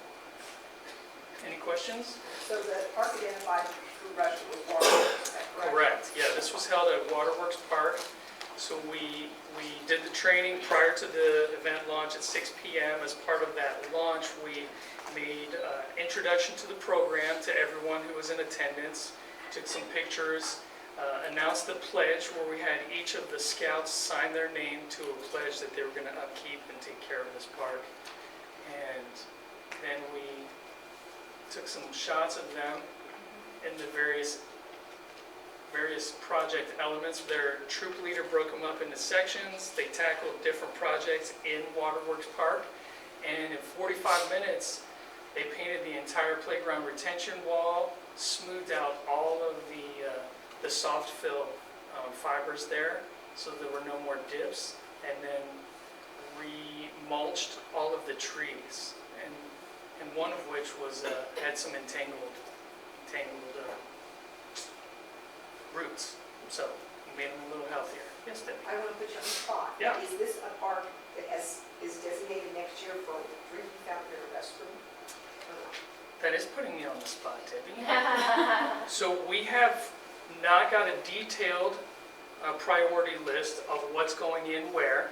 I can tell you that a portable restroom is being delivered in the next week and a half to Waterworks Park, specifically because we heard that voiced through this project. So there's probably still a little bit more planning, but this is on our priority list in terms of checking off some of those items. The challenge always with those things at this park is the underground storage tanks.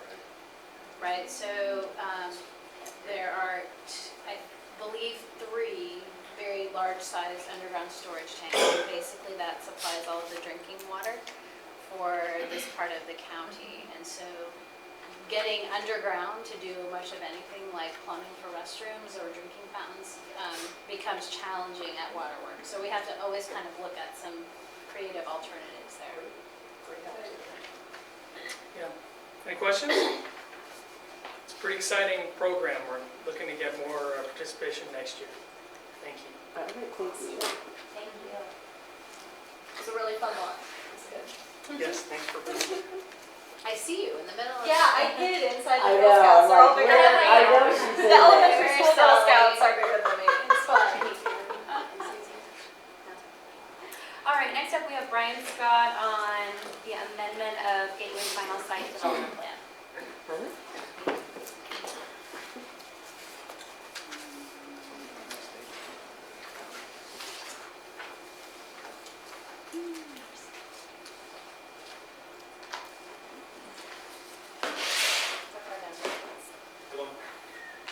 I'm not in that, so. Here we go. Okay. Sorry? Oh, yes. I mean, We're uptown today. Sorry? Clicker. No, I did not bring my own clicker. I do not own a clicker. I don't plan to buy one. Clickers for all. Now I know what I'm getting you for Christmas, Brian. Roll the next finger, you know, and old school all the way. Okay, so this is the Gateway Development Project. It has been an evolving project from the get-go. The final development plan was approved in March of 2017. It's hard to believe it's almost 2 years ago. And it was approved with essentially the 3 apartment buildings that are connected together, 4 stories tall, ground floor, small retail shops with residential above, right at the corner of Johnson Drive and Woolland Drive, 7-story hotel room with 200 rooms, an office building that wasn't really quite defined at that time. There was an office building there, and then retail space that wasn't really quite defined. If I can remember back to that time, we were talking about potentially having a Walmart as part of that project. That was ultimately denied by the council as being a component of the final development plan. So the developer came back with the concept of having 3 junior anchor tenants that would fill that retail space. So as I've said, the project has evolved since then. The initial intent was for the project to be built in phases, with the apartment building being the first phase, the hotel and the garage being the second phase, and hopefully by that point the developer would have found retail tenants to fill that retail space, and that would have been the third phase. That kind of got turned on its ear last winter when the developer announced that they had landed a tenant for the retail space, Synergy, which is a company based out of Texas. It's a kind of dine-in, movie theater with an entertainment venue. So they were very eager to get those folks signed and get them here and break ground and get going. And so we went ahead and approved a building permit for that this past July. They have been working on the footings, as I explained to you all before. They were held up a little bit by some work that had been done with Johnson County wastewater. That work has been completed, so they now have control over the entire pad site, and they're finishing up the remaining portions of the footings. And I think Mr. Valenti stated last time he was here that they're planning to start tilting up walls in December. So that project's well underway. They have also landed a tenant, maybe 2 tenants, for the office building. So that's necessitated a little bigger building. And so they begin to kind of design, final design concepts for that building. And then finally, the food hall. So we've heard a lot of conversation about the food hall over the last year or 2. So with all of that, we kind of wanted them to sort of come back to the Planning Commission as sort of a touchstone, revisit the site plan, and evaluate all of these. So So the planning commission did that on the 25th of October.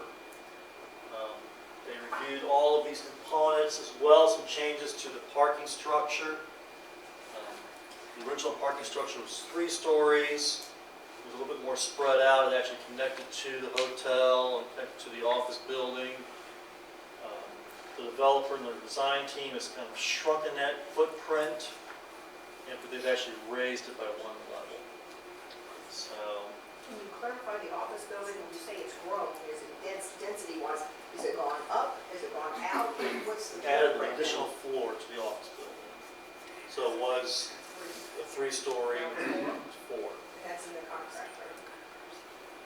The contract. That's in our development agreement, it's changed. Yeah. That's what the planning commission considered the other night. And it's, you see the plans in your pack, it's kind of strange that ground floor is actually open. So the reason for that is because that sanitary sewer line actually goes through that space. And so the utility easement that runs through that space, and Johnson County wastewater requires that there be clearance. You never actually have to get in there and replace the sanitary sewer line. That's an encapsulated line, correct? Yeah. So that's the reason why it's kind of that open space, the ground floor. It's a little bit of the reason why they redesigned the garage as well. Brian, question? If this is your time for questions. Yeah, that's pretty much my presentation. Are the color schemes consistent with our, or do we have set colors? I mean, I'm pointing out the yellow that I personally am not crazy about. I don't know how others feel about that color, but I don't know if that's something, we're looking for some sort of, connection. The yellow, so I'm assuming the yellow is, because I've seen it in other renderings. Yeah. That's Yellow. always been part of the plan from the Right. get-go. That was approved in 2017 by the planning commission. So I'm not real crazy about it either, but. Have we communicated that with them, that we don't like the color, and they, I mean, honestly, I know that seems silly, but. It's not my building, so I guess I'm trying to stay out of that one. I'm not opposed to it. I mean, if we're looking for tenants to live in Mission and all their porches are bright yellow, I don't know. They feel like that's interesting design components, and that has a modern feel to the architectural style. I didn't know if there were color schemes that they had to meet. Not necessarily, there's no set color Form-based code, but- scheme, it's not the form-based code. Yeah, If anything would apply to this development, it would be the Johnson Drive design guidelines. That doesn't really call out for specific colors. There is a little bit of reference to earth tone colors, but there is deviations allowed for that that are approved by the planning commission. I'll just throw that out. Yeah, I mean, that got a no vote back in 2017 from one planning commission. Because he didn't like the look of the building, it was too modern looking. So, I like the buildings. Brian, I have one question. Do you know, looking at it straight on, will the parking garage be hidden by the apartment buildings? Is that the idea? It's kind of hard to tell from. Because they're adding a floor to the garage. Right, that was what I wondered, was with Right. that addition, will it still be hidden? yeah, here's kind of a stacking analysis. You can see the additional floor to the garage. Yeah, and I still can't tell from there if it's lower than Right, the parking. yeah. There's some better renderings. I mean, But it would be set back quite a bit. I mean, the garage would be set back from the building. oh, I think that one showed the previous one maybe. This is a pretty good rendering right here. You can kind of see sort of the difference. So it's Okay. almost even, really. Close to even. Yeah. You're not going to see the garage Yeah. from the building. You're on Because the there street. wasn't roof level parking. Yeah. Yeah. Yeah. This says roof level parking. Oh, it is, okay. Yeah. But it's still. That- It's still yellow, okay. Yeah. Brian, I have a question regarding access and management of the traffic impact. Are you going to be talking about that? Yeah, what question do you have? Okay. Well, I was just wondering how that all works with, they're talking about lengthening some lanes, some turn lanes going eastbound on a state highway. I just don't I'm not sure how that works. I'm just wondering if you could clarify that for me. I mean, is the developer gonna do the work or Yes. pay for it, or how does? Yes. So they did a traffic study. Right, I read the traffic study, Yeah. that's where the Yeah. recommendations were, but I just didn't know They how did a that. traffic study when it was originally a Walmart proposed. Then they modified the traffic study after the Walmart was taken out. And they kind of went back and revisited that traffic study again with these additions, because that's essentially the same traffic count. So we reviewed all of that with our traffic engineer, our on-call traffic engineer at GBA. And they submitted that to the state. Okay, The state had that's what I kind of reviewed. read, that it went to the state, Yeah. but then I didn't really know what happened at that point. I So mean, the state required that the eastbound left turn lane going north on Roland Drive, Right, that lane had to be extended by an additional 300 feet, I believe. So they're going to, the developer's going to do that at their Okay. cost. and then that will all be done within the same time frame as the whole development, I'm assuming? I don't recall if that is done at the same time as development or that comes a phase later. I want to say it comes at the same time. I Okay. can verify that for you. And then the right turn lane, which used to be the on-ramp onto Shawnee Mission Parkway Right. going westbound, it kind of merges in there now as a sort of shoulder almost. That's going to become the right turn lane going north of Roland Drive. And that will be done originally. Okay, Additional okay. work is done. So, Because it sounds like there's going to be a lot of traffic changes around that area. that's going to be the primary source of traffic generation will be Shawnee Mission Parkway coming Okay. up. All right, Study engineers. I just wondered how that was all gonna work. Thank you. Any other questions? Thank you. I'll let you draw it down.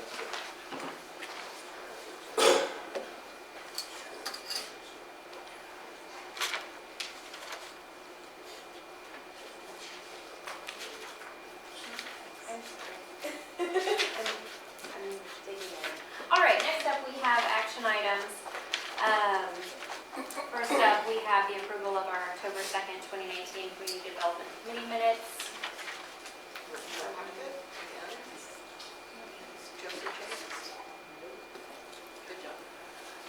Consent? Except, we don't do anything. Oh, no, that's right, just accept them. All right, number 4, we have resolution adopting the findings of fact regarding structure at 5399 Martway, Brian Scott. Okay, this of course is the Mission Bowl property. It was severely damaged in a fire in April of 2015. It has sat somewhat of a state of disrepair since that time.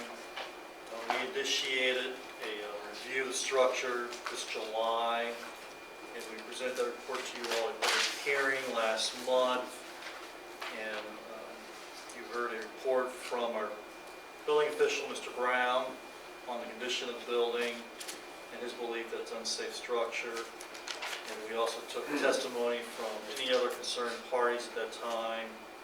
At the conclusion of that public hearing, the City Council directed staff to develop a resolution with findings of fact and to present that to you all.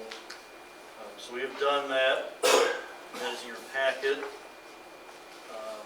Section 1 is the actual findings of fact. A, the real property in question is lots 3 and 4, Mission Mart, 5399 Martway. Item number B is the certain structures in the property. Structures were damaged by fire in 2015. Item C, Mission Community Development Department served a violation notice ordered to abate property on or about July 9th of this year. Item D, Community Development Department inspected the property, prepared a dangerous structure inspection report on July 9th. And then item E, that governing body generally adopts as reference in the statement and the findings report specifically, as more fully described in this report. Safe entry to and exiting from the structure is impaired. The roof of the structure is damaged and leaking. front wall of the structure is incapable of supporting the roof, and finally, mold and mildew are present in the structure. So those are the proposed findings of fact that we'd ask you to adopt. And in this resolution, we provide a timeline for reaction by the property owners of 10 days. If we do not hear back from them in the 10 days after adoption of this resolution of their plan of action, then we will proceed with taking action on our own. That means taking bids for demolition, bringing those bids back to you for your review and consideration. If we do hear back from them in 10 days, they get an additional 30 days to actually implement whatever action they propose. So the earliest we would get it would be January 15th then, Yeah. if they do not respond within that 30 days of the Yeah, I just have one question. So the property owner can elect to either repair or remove, Correct. and we would theoretically have that same election, but with demolition making more sense that we're not, For us, it would be Yeah. demolition. do we have the option or is it only? Well, I think if We don't own, we I wouldn't don't own own it. it, so Right, can that's- we We repair could, it? yeah, we could repair it, we could spend the money to repair it, but we don't own it. Because I knew the Yeah. outside counsel for the other party had brought that up, but I was trying, so theoretically, that doesn't make sense for Yeah, the it city. doesn't. And based on Mr. Brown's findings, it is completely structurally sound. Right. Any other questions? Brian? For the council, not consider it. It wouldn't be a consent item, it would be Right. Okey-dokey. Next up, still Brian Scott, is that ordinance amending notice requirements for code violations. Kristen's favorite.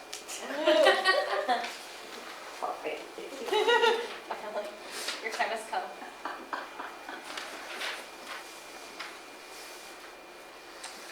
It's been a challenging summer with code violation issues. I think in dealing with those issues, having Mr. Brown with us now, having Ms. Brown with us, as our neighborhood services officer, no relation between those two. We've worked through these cases and we've realized there's some inconsistencies with our current codes. And we'd like to kind of take some time this winter when the dust settles down a little bit, really go through those codes and address all those inconsistencies and make sure everything's aligned and provide opportunities where we can provide a little bit more enforcement power in those codes, and a little bit more teeth, if you will. But we knew there was one particular issue that really needs to be addressed sooner than later, and that was the provision of notice on abating nuisances. So currently what we do, we have a nuisance involving grass. We'll give somebody a notice of 7 days. If they do not respond within 7 days, then we'll go in and mow the grass for them and send them the bill. If they don't pay the bill, then we'll put a lien on their property. If we see the tall grass again, we'll just go in there and do it. We won't even give them a notice. With any other kind of nuisance, be it an inoperable car, an unlicensed car, trash and debris. Noise. Noise is more of a police enforcement issue than it is a code enforcement issue. So, but those type of property nuisances, we will actually give a 10-day notice, an opportunity for them to abate. If they, well, actually, we give them a letter first. If they don't respond to the letter, then we give them a 10-day notice. If they don't respond to the 10-day notice, then we go in there and abate.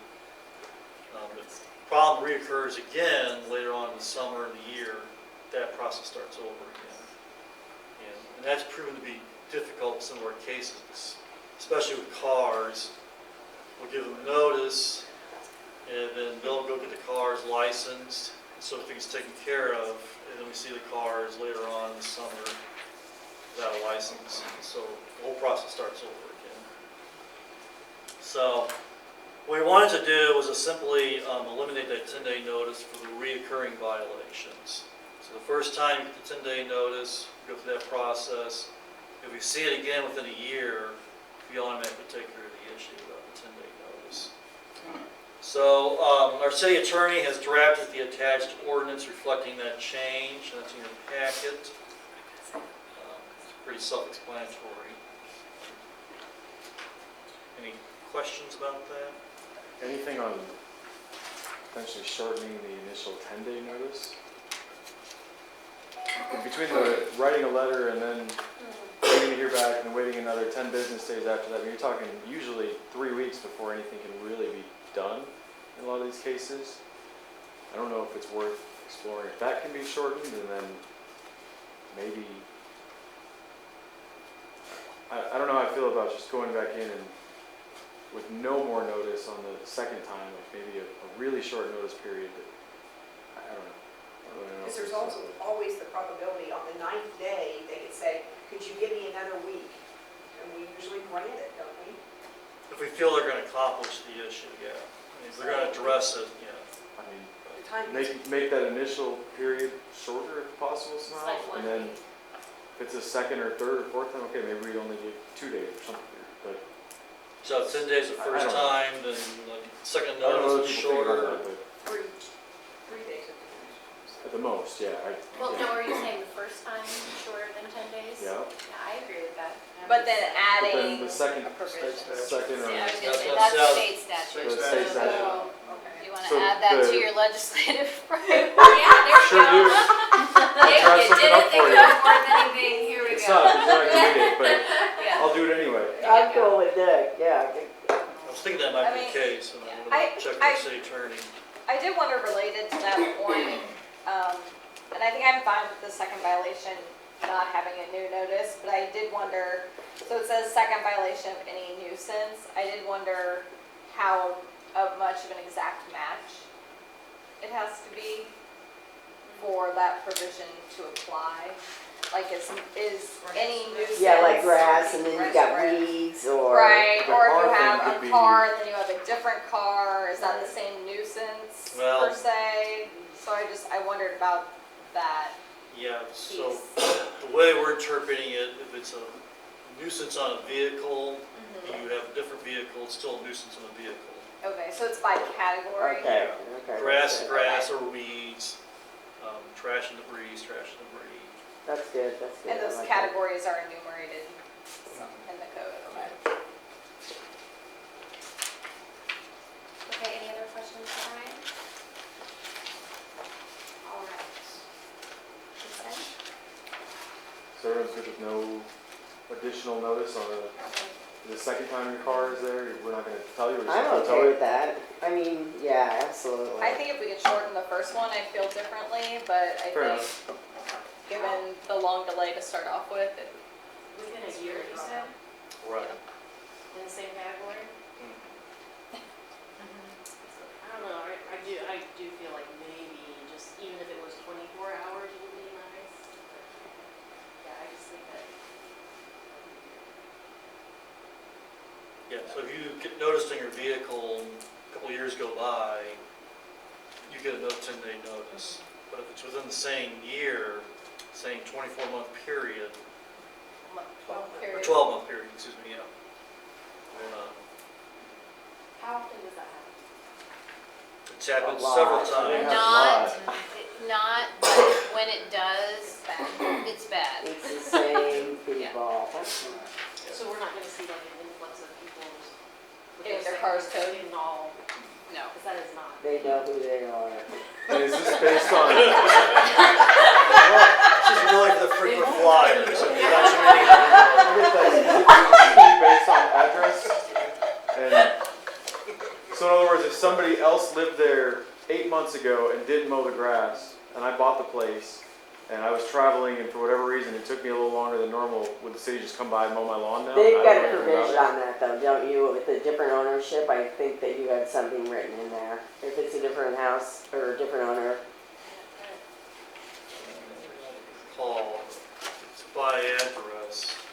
But, well, it's by property owner, so the property, if the Yeah, property it owner has changes. changed, We would notice that, yeah. you we- would start it over. Yeah, you had some Yeah. language in there.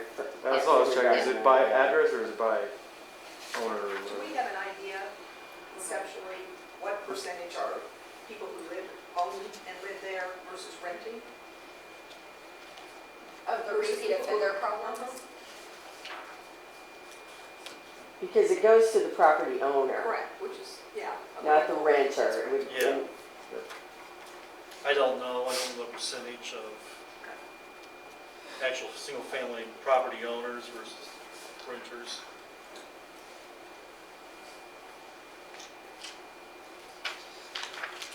Okie dokie, so you feel like you have what you need, Brian? From us? Are we changing something? I'd say take it to council non-consent, Yeah. maybe, I would- Yeah, let's do that. Okay. Okay. All right, next up, we have a contract award for Mohawk Park Design with Penn and Laura. The Mission Parks and Recreation Master Plan underscored pretty heavily the need to invest in our park facilities. After several months of discussion with the Parks and Recreation and Tree Commission, they created a default priority list, which recommended the addition of restroom facilities at Mohawk Park to be the first capital project in which we started to invest, and then highlighted some additional improvements, some of which are redesigning the entire layout to balance stakeholder programming, as well as adding water fountain, water bottle filling station, permanent restroom storage combination facility, replacing playground equipment with unique themed type equipment, adding irrigation potentially for proper athletic turf maintenance, and then evaluating the area for some cross-functional type uses, amphitheater, b-ball, concrete pads, neos, those types of things. So the next step in the implementation was bringing this process down to the specific park level. So we took the opportunity, this would propose the opportunity of taking a comprehensive look at all of the amenities over a longer term horizon, so that we're not just thinking in terms of phase 1 and 2 within 1 year. So based on what the plan comes up with, if we can crank out phase 1 and 2, placement, design, all of those elements, and making sure they coincide with kind of the long-term vision. This process would also bring into the ability with the Parks and Recreation Tree Commission, as well as neighboring community members and stakeholders, to voice additional feedback on the use of the property, to create buy-in and purpose.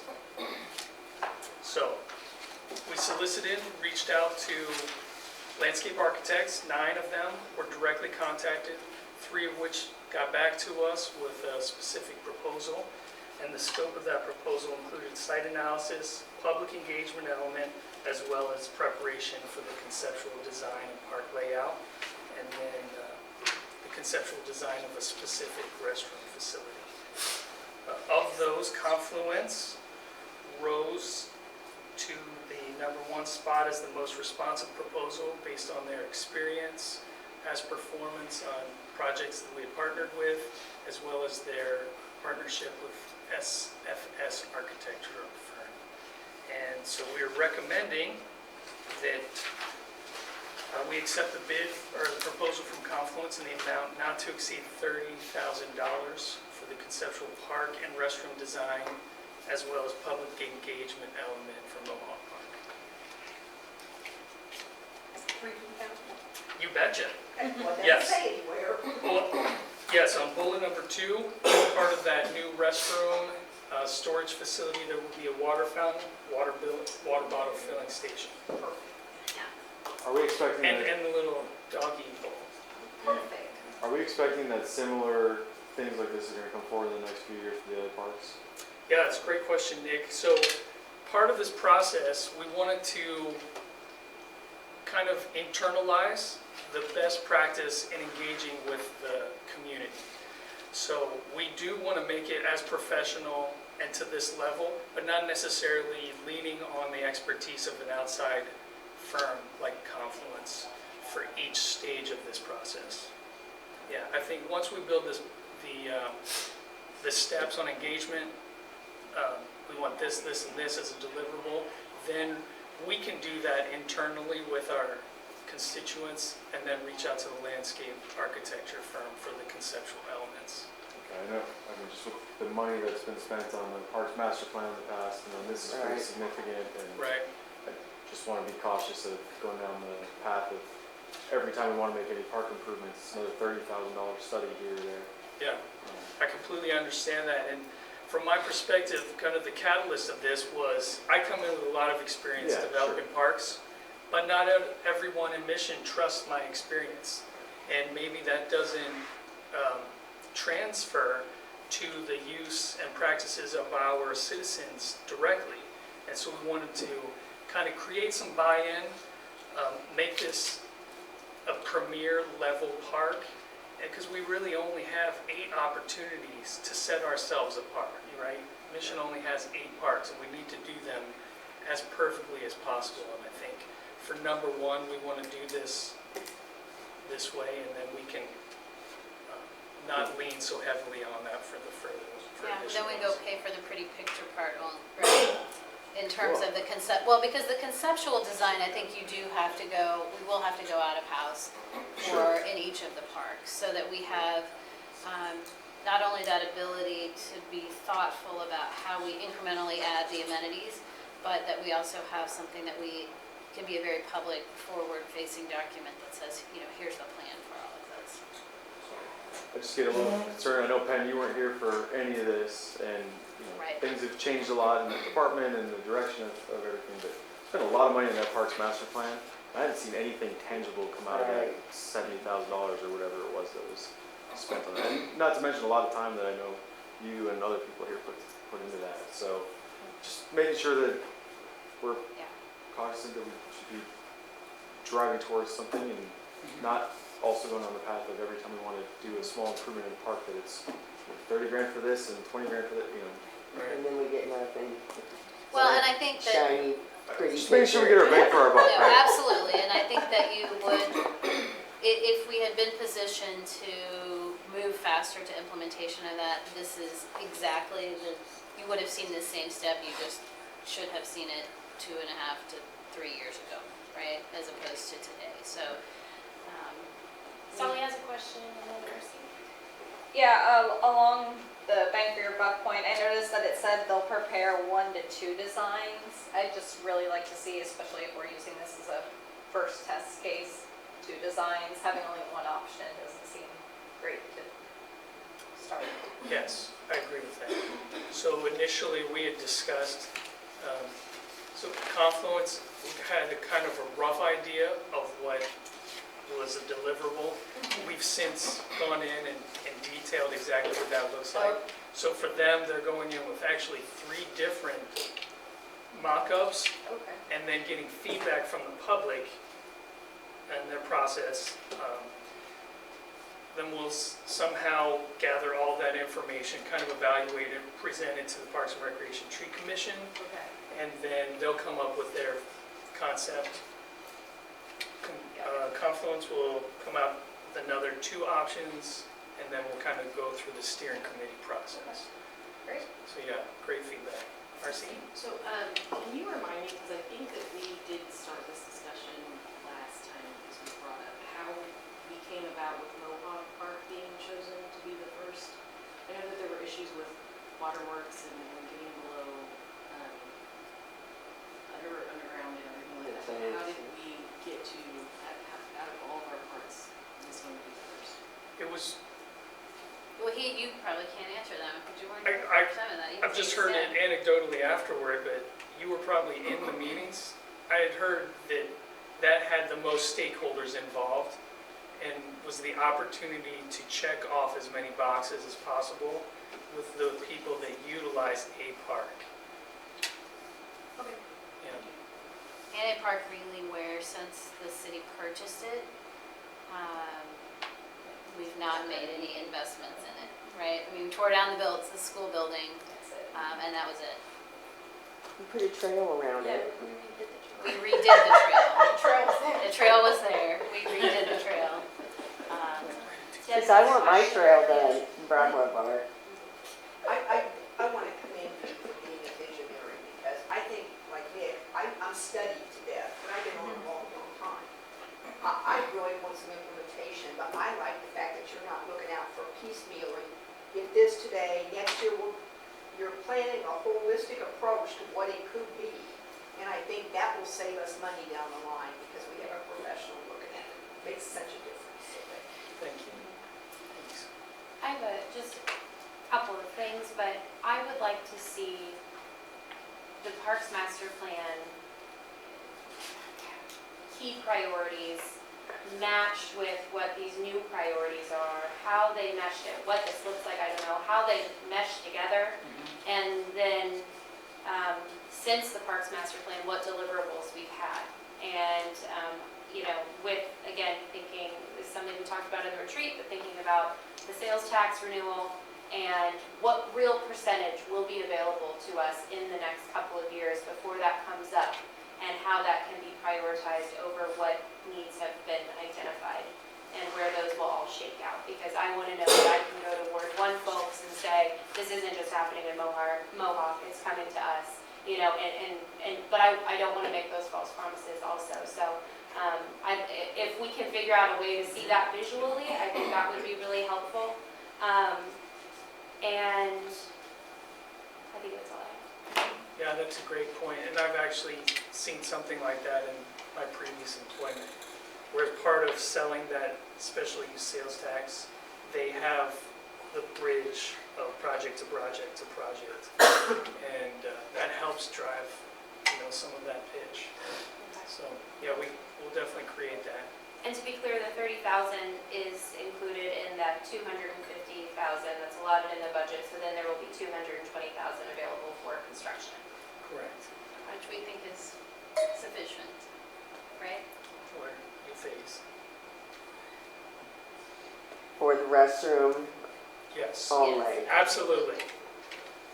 And maybe the water fountain? I'm sure we can get the water fountain and water bottle filling station. Yes, for that, yes.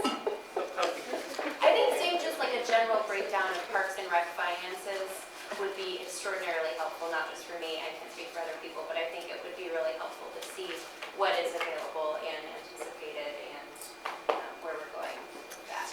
Yeah, we'll take all of the conceptual park layouts, and then part of this was the construction fee build out and how much it would take to get us the ideal and what the proposed phase breakdown would be, and we'll review that when the time comes. You're welcome. Any other questions for Penn? Next up, we have yes, I apologize.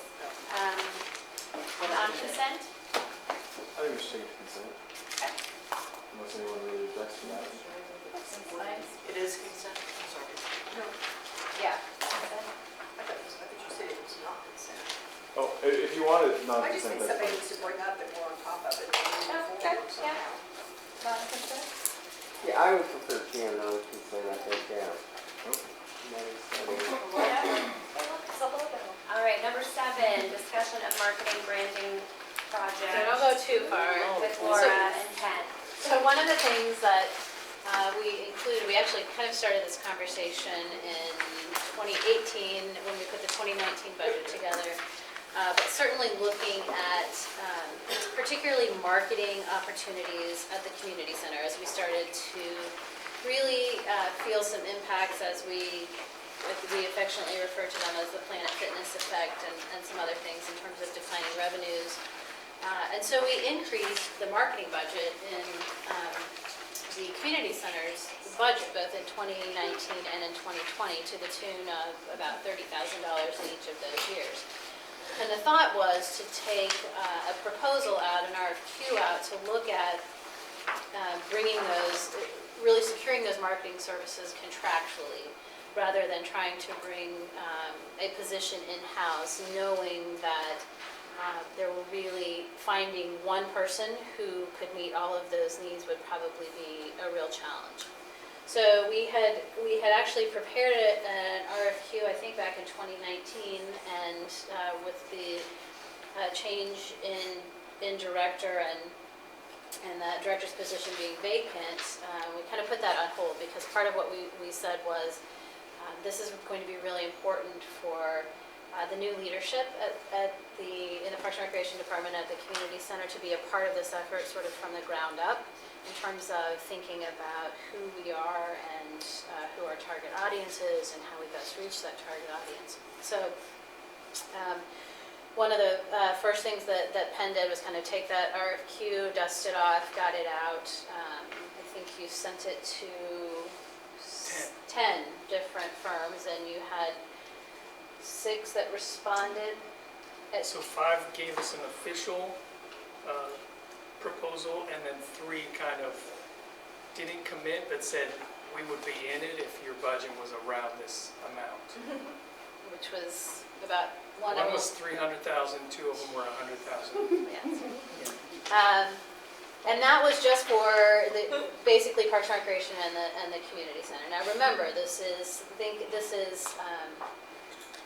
so we got those responses back as we started going through those proposals, and Penn and I were talking. I said, I'm feeling like we may have the cart before the horse a little bit, right? So if we're talking about developing kind of a brand and an identity for the community center and Parks and Recreation in particular, how are we doing that without something that is more overarching from a city perspective, right? So I felt like so that caused us to kind of take a step back and visit and really engage in a conversation about what would that look like if we did that from a overall city perspective. So what I did, just for grins, so what I gave you tonight is just, and this isn't even all of them, this is what we rounded up in about 45 minutes before the meeting started tonight. There's some winners. But these are a variety of logos that are used in various departments and for the city and for events that we do. And with a couple of exceptions with the sunflower, you look at this and you have no idea who we are, what we're doing, how this might work. So really what we wanted to just kind of talk to you tonight a little bit about was, rather than bringing forward an action item, just kind of coming to you and getting some general feedback about your thoughts about whether or not you would be receptive to us going back, doing some additional research and bringing back to you next month maybe a more comprehensive proposal that looked at us tackling something on a citywide basis. And we would be approaching this more from just a branding exercise. We're going to end up with a lot more than a logo with what we've envisioned. It would be redesign of some of our major brochures, communication materials, style guides, potentially website redesign. There's a whole kind of almost laundry list of deliverables that we could pick from. So this is all very scalable, and some of it could continue over time. As I said, we've got $60,000 that's sitting in the Parks and Recreation Department's budget to start this process for them. But before we sort of jump into that process, we'd like to look at that citywide. And I think it was really reinforced for me today. We interviewed consultants for the comprehensive plan update, and thinking about that redo of our kind of more strategic vision, and thinking about that in partnership with an effort like this, and being able to sort of almost simultaneously roll those out and make some of those connections and be able to have that consistent brand and message is something that I think could be very, very beneficial for us. And so I think, there's so much out there, and being able to identify ourselves and be readily identifiable with a consistent and clear message is something that we could really benefit from going forward. So it's kind of what we're looking from is just some comments, feedback, thoughts, and whether or not there's an appetite for us to kind of bring something back that's more specific. What's up? I definitely support, especially the rebranding piece. I think there's a lot of potential for whatever the plan looks like for it to potentially then come back in-house or potentially come back for a staff person. I've been advocating for a communications coordinator of some kind for a long time, and I feel like this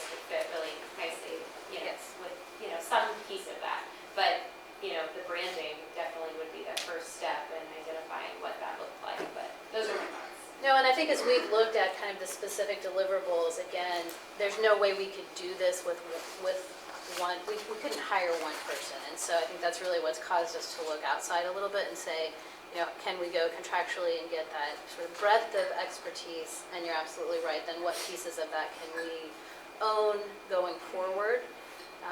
Either with, you know, I don't know if we want to talk about a new position or how that gets allocated in existing positions, but it's, you know, things that can be shared in all departments. The one logo we couldn't find today was the skyline. It was a combination of the Kansas City skyline with the wagon, I think, right? And the skyline city on the Santa Fe Trail. Well, we used to have buildings across, and it says, this is not entirely to scale with Mission Kansas. That's amazing. That looked like New York City. Yeah. So, What other questions do we have for Laura? And thoughts? and I think obviously it will be more difficult to kind of measure return on investment citywide, but I think once we go through this exercise, particularly within the Parks and Recreation Department, we'll be able to have some metrics. And that's the other thing that we've looked at in this proposal is how do we measure the investment that we would make in this. And I think that will certainly be possible on that side. So thank you, and we'll be back next month.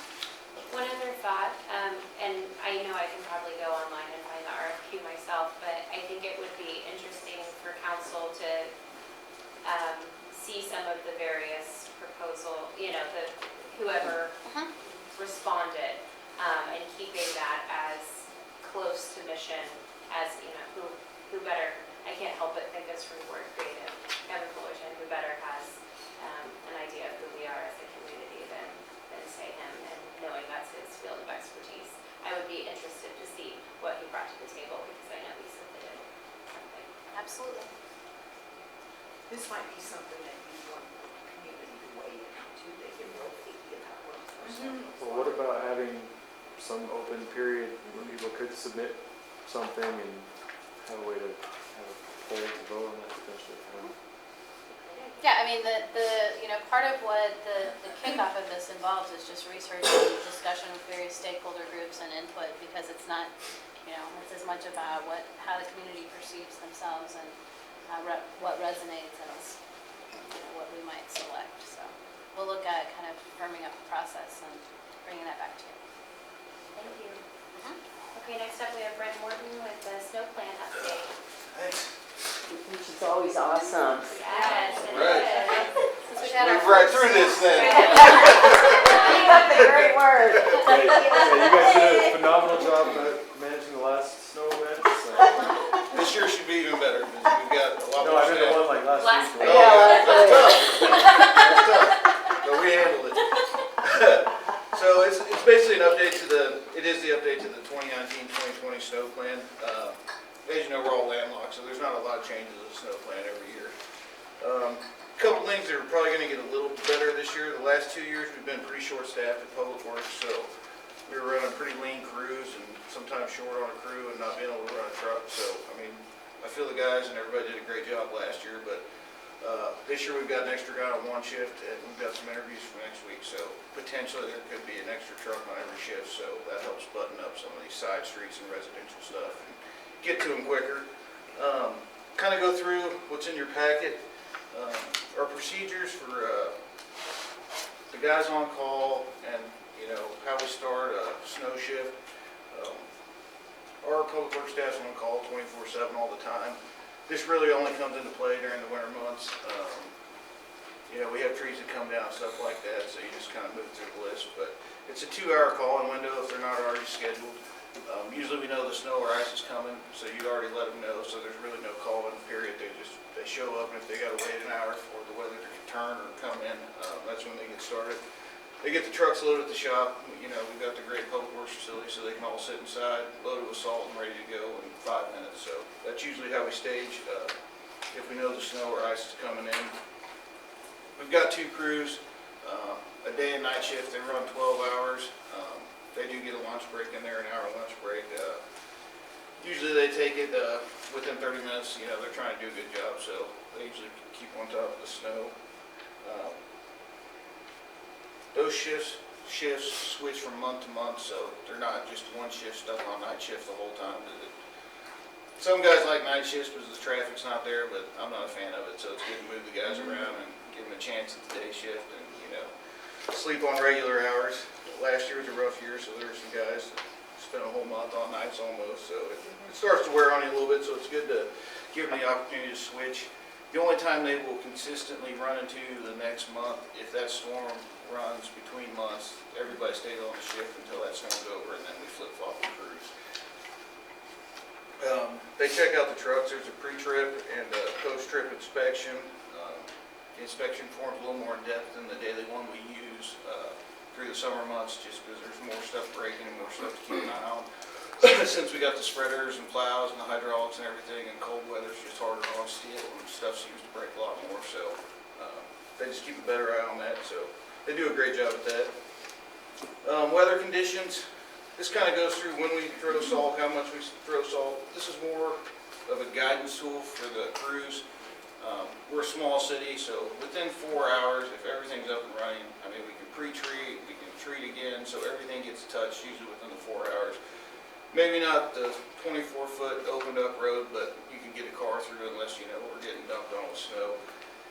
As the temperatures drop, salt doesn't always work, especially with the wind chills we get around here, so we've got a good group of guys. They usually realize that, so, I mean, if the snow stops falling, we'll get a coat of ice melt on it or salt and wait for the sunshine, or, you know, the temperatures to start rising to see that stuff start working.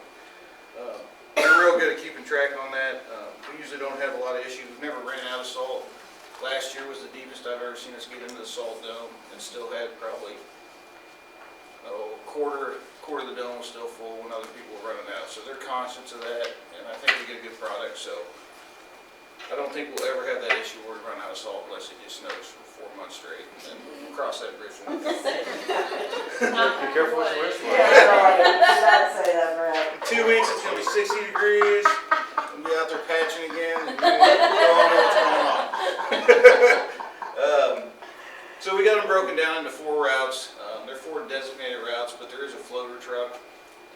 North side of the, north side residential, south side residential, and then we've got 2 big trucks dedicated to the main thoroughfares, Fox Ridge, Lamar, Johnson Drive, our parts of Row, 67th Street, just all the 2-lane roads or main one-lane roads. If it starts to snow, usually more than, you know, we're getting more than 3 inches an hour or something like that, we'll usually team those big trucks up. You can open everything up a lot quicker running tandem or side-by-side plows. It goes a lot quicker and you move a lot more snow that way. So if it starts, it might take a little longer for them to get some of the mains, but you get it done a lot quicker. Those, you know, they're the bigger trucks, so they usually knock it out a little quicker, so they'll break off into the residentials what they can get to if they're finished up with their routes. As I said earlier, we have a floater now when we're full staffed on each shift. Working on getting another employee now, but we usually stick him on the residential side. The mains with the big trucks, that's the best way to do it, so it usually works out pretty good. The north side's probably the area that takes the longest, just the way it's kind of set up on the residential side, so usually send the extra truck over there first and then bounce them over to the south side and just keep working through it. We do sidewalks and trails and school zones only. This is pretty much, school zones are high priority and so are facilities. Schools usually cancel, you know, in a bad storm, so it kind of goes down the priority list and, you know, we can catch up everything and then get to the school zones before school starts. With some extra guys now, we'll hit City Hall before everybody gets here in the parking lot, so we try to work that out. Aaron's been great over the community center. We couldn't always push the community center in the timeline that they needed to open, so we have an extra plow truck that he can come down and use and pushes that himself. So, I mean, we could get to it, but we couldn't get to it in the timeline. The streets are the priority, so it's been working out well.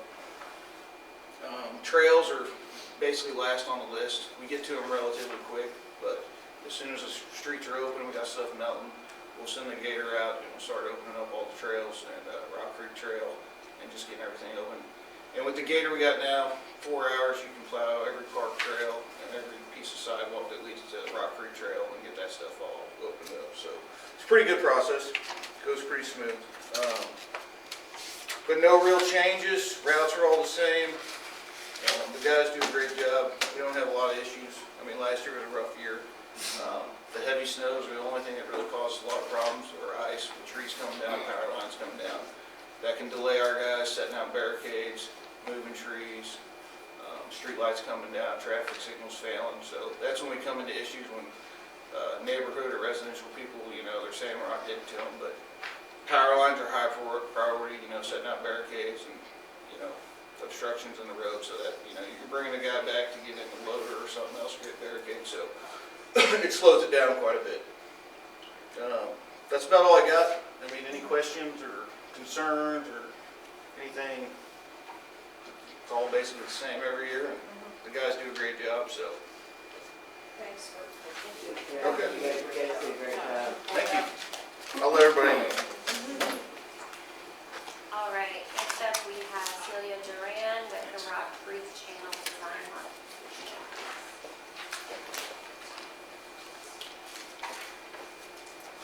Good evening, I know it's been a long night. Tonight we will be discussing potential design modifications for the Rock Creek project. And I know this is the last item on the agenda. I'll try to go quick, but hopefully it's not last but not least. So before I get started talking about some potential design modifications to consider, I wanted to give you a brief status on the project. Total cost is about $5.2 million, with the townhomes portion approximately $400,000. The house demolition that you approved for purchase will be completed in about 2 weeks. Right now, they're completing the utility shutoffs and capping the utilities. And easement acquisition is underway. We have 6 easements plus 2 city easements that we need to dedicate to ourselves. There is one more storm sewer easement that I need to talk to you about in a future slide. But we've talked to 2 property owners. We have 1 easement signed already, and we really plan on hitting that hard next week. So we want to set up meetings with the townhomes and just get going on that part of the process. Right now, our construction start date is still estimated for spring, with a completion at the end of the year. So during the process of moving from concept to design, we identified some additional items that would be beneficial to the project. This is a very significant project for Mission, and we're interested in balancing initial construction costs versus the long-term maintenance. GBA has they've completed about 50% design, and right now they're working on value engineering, so they're really looking at refining the costs, and that should be completed in about 2 to 3 weeks. And one area they're really focusing on is the retaining walls, because now that we have the soil information, and in fact we just had a soil boring taken this week on the property we purchased, so that was the final information we needed so that they could really refine the retaining walls. So at that point, after they present these costs, we'll know whether the budget would need to be increased to accommodate any additional items, or whether we would have cost savings on the project. So we're hoping cost savings. We currently do have a 10% contingency, which is about $477,000, so we feel good about that. But we would like to go into construction, keeping a healthy contingency and portion of that, since it will allow us flexibility in case we encounter underground conditions or unknown items in the field, which it seems like there's always something.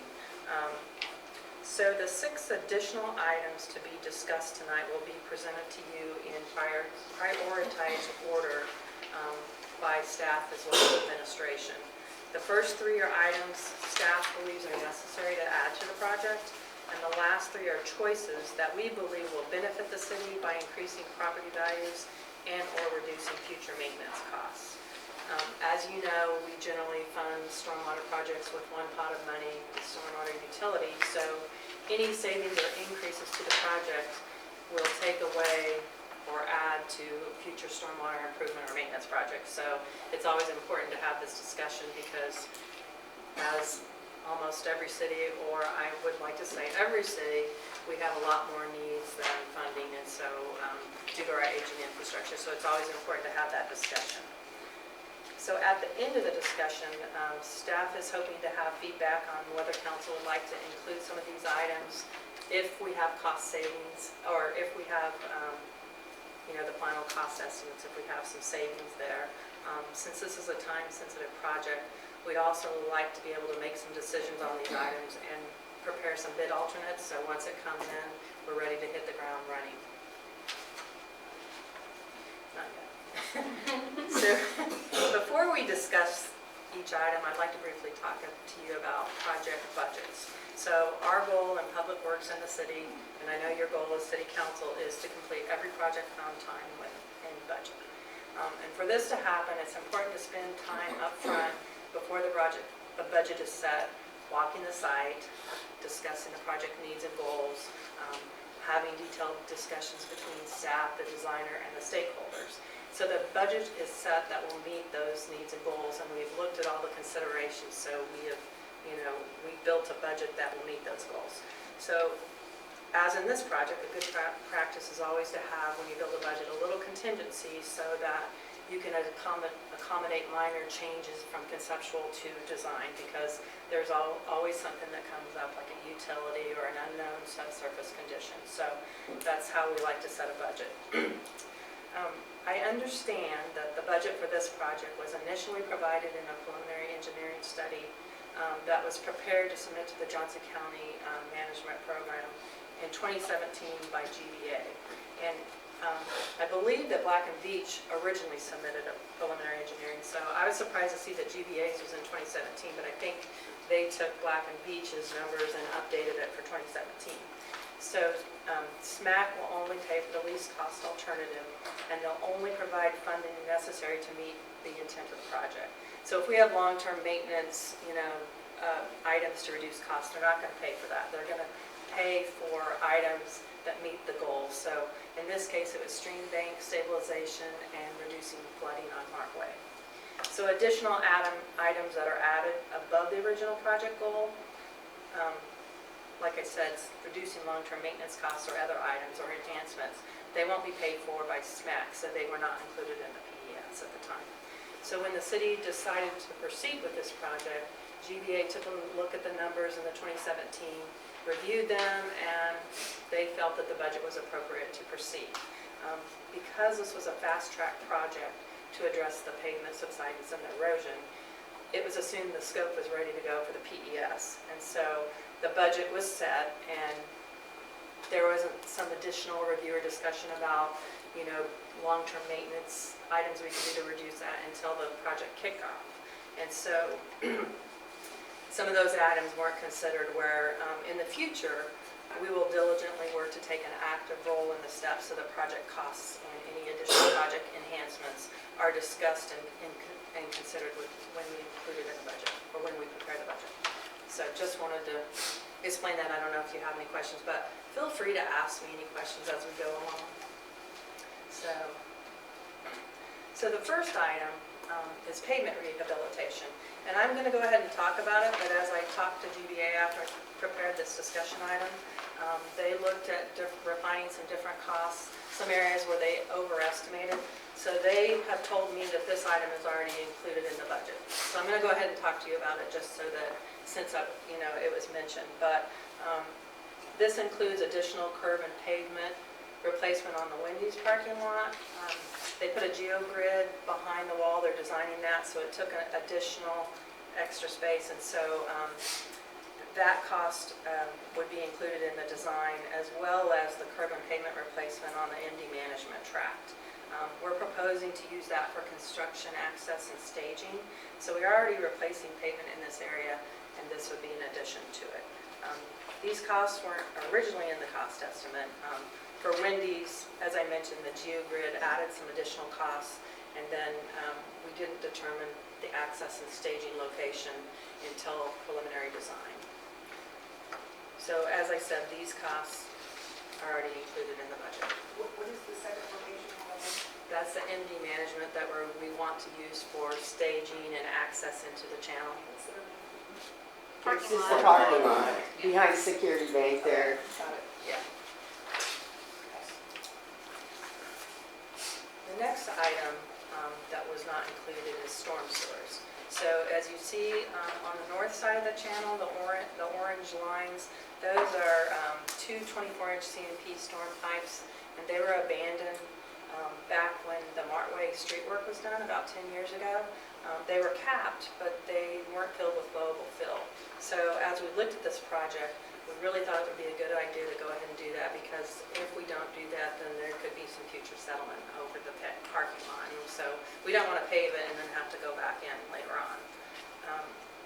And then the south side, the orange line next to the property that we bought out, is a 15-inch CMP.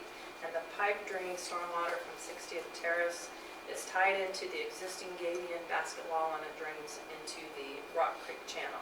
So based on a field investigation, it appears there's some settlement, especially around that area that discharges into the creek. So we'd recommend while we're in there to go ahead and replace that. The only issue is that the pipe's not an easement, so that complicates matters. We need to talk to the property owner and work that out. So the total cost of these items would be $48,000, and they're not included in the budget at this time. Yeah. Does that piece compromise, if we don't do that, does that compromise the project at all, or is this really a benefit for the property owners? On the south side? On those sides, yeah. On this, the On one this, by the on this buyout. piece, yeah. So the only part that would be is that area. So what we could do is just fix the pipe. There's some settlement right where it goes into the creek, so we could fix that area. But since we know this pipe has never been replaced, and I'm not sure how old the neighborhood is, but you know, it's CMP, it's probably settling, so we wouldn't have to do it, but then we just, if it settles, we have to go back in Okay. there. So it's kind of a preventative maintenance item. So this item is similar to the pavement rehabilitation, railing and fence. After I added it into the slide, GBA went back and took a look at it, and they're like, yes, we can put this in the budget, it's really needed. And so we talked about it, but what this is railing along the channel adjacent to Wendy's and the Park and Ride. There's no railing currently, and technically it's not an ADA requirement because it's not an accessible path for the public. But for safety purposes, it's right next to a parking lot. There's a lot more foot traffic there. We feel like it's a good item for safety to go ahead and install this. And it's estimated at $32,000, but GBA is going to provide us some fencing options. We're hoping to get that cost down, but this is one of those items that's Is this just since to then included. prevent people from going into the creek channel from there, basically? Yes. So somebody's standing up on the wall and falling in. Similar to what we have in the Fish Market area. Yes. But hopefully better Yes. constructed. Yeah. So the one by Martway is really expensive. It's about $138,000 if we put it here. So we're trying to look at, you know, since it really isn't a pathway other than people getting in the parking lot and looking over there, we're trying to look at some less expensive options. This says construction cost for installation. Does this include materials for the fencing? Yes. Okay, it doesn't say that, so. Yes. I Yeah, don't we think people could- mistake that as a path very often. Well, it's How not big is really. that fall off into the creek there? Like, It's what's the pretty depth? far, I think, out there. It could be 20 feet. It's not a real pathway, but it's just, Of course you think this. you know, kids getting on the wall, walking out there, falling over. Why didn't anybody put up a railing? So nobody should be doing that, but you know, that doesn't always prevent people from doing it. So the next slide, I go skateboarding on it. Is there some liability if that happens? Yes. well, it's not an ADA requirement, but it also could be, you know, this is a safety issue. City, you didn't consider that, and you know, there could be a lawsuit for that, whether, you know, they found us, you know, charged us in a court of law or not. But yeah, there is some potential liability there. Is there a height restriction, like what? So ADA requires 42 inches high. So we probably, you know, like if we did a fence, we'd do 42 inches above the ground surface. How tall will the wall be that's gonna be there? It'll, the one in the channel, I don't know the exact, but it could be 20. The retaining walls range from 15 to 40 feet, so I'm guessing it's about 20 there, so it would rise above the parking lot. Is it tall enough that how do we avoid liability without having to put a fence up, I guess? Well, fence, railing, barrier, I really don't know how else we would do that. And if somebody climbs the fence and falls in, are we still liable? I would think that would be negligence on No, their part. I don't think so. If there's an opportunity for someone to fall in easily, Well, that's what we're getting with the height, like how Yeah. high would it have to be Yeah. to not be an Yeah. opportunity for someone to fall in? Like right? from the Wendy's parking lot, how high up would you have to climb to be peering over I into don't the channel? know exactly how far the retaining wall up, but like I said, we would put it up 42 inches. Now, if we go with a black coated chain link, it would be about $10,000. So, we could go all the way to the really nice one, but we believe that it, because it's not really a public walkway, Yeah. that we could go with the lesser option. A lesser than the black chain link? Well, like a black chain, coated chain What's- link. That's So 10,000. 10,000 10 instead versus of 32. 32. Yeah. Okay, and sorry, what's the material of the 32?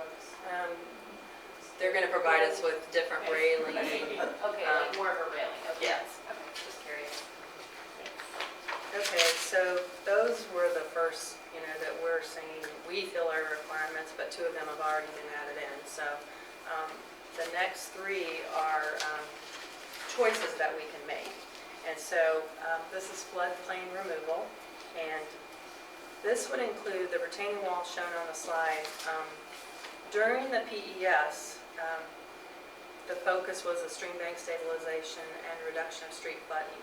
But when they got into design and did the model and realized that building the walls, the water's going to go faster, so it's going to have less tailwater or backup back in the channel. If they just raised the retaining wall 1.5 feet, they could go ahead and remove all that property from the floodplain.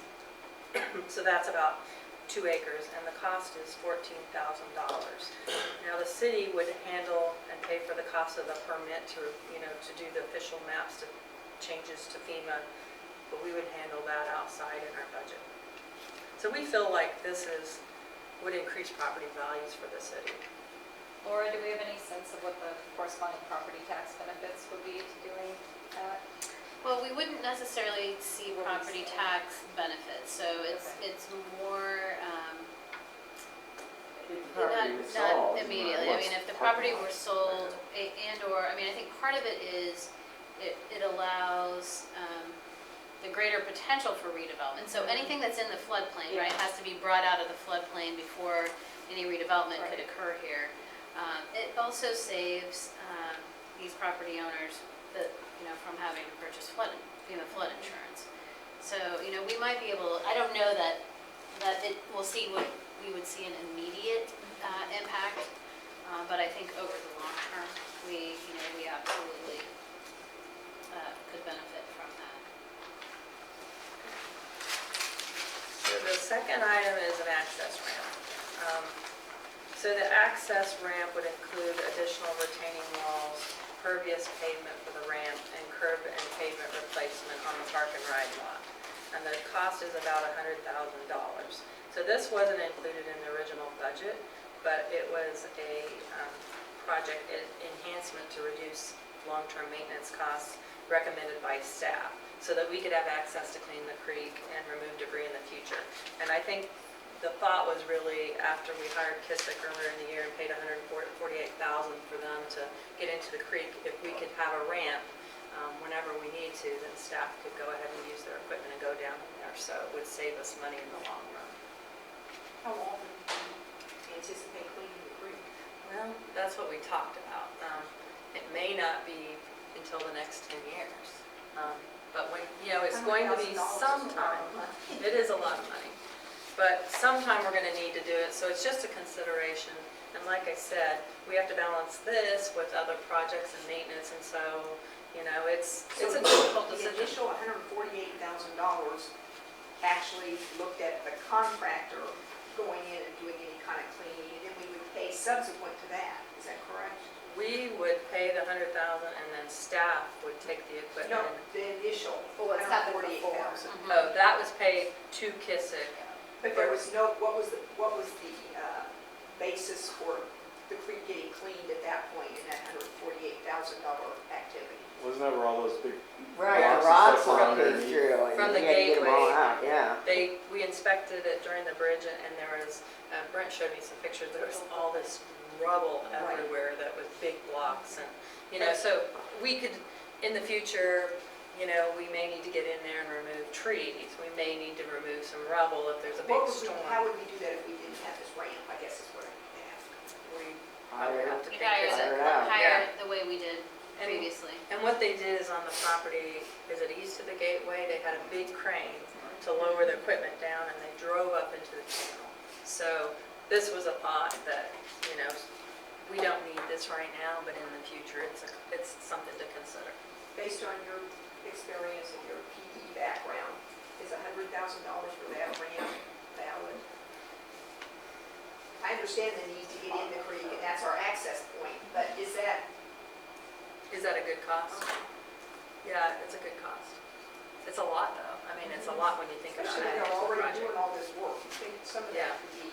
But if you look at our channels through town, they're all tall walls and, at some point, I mean, if you take a look at them, they're all some are in poor condition, there's roots and trees and, and so this would just help us be able to maintain what we have. You know what they're calling the side of the Wendy's parking lot, right?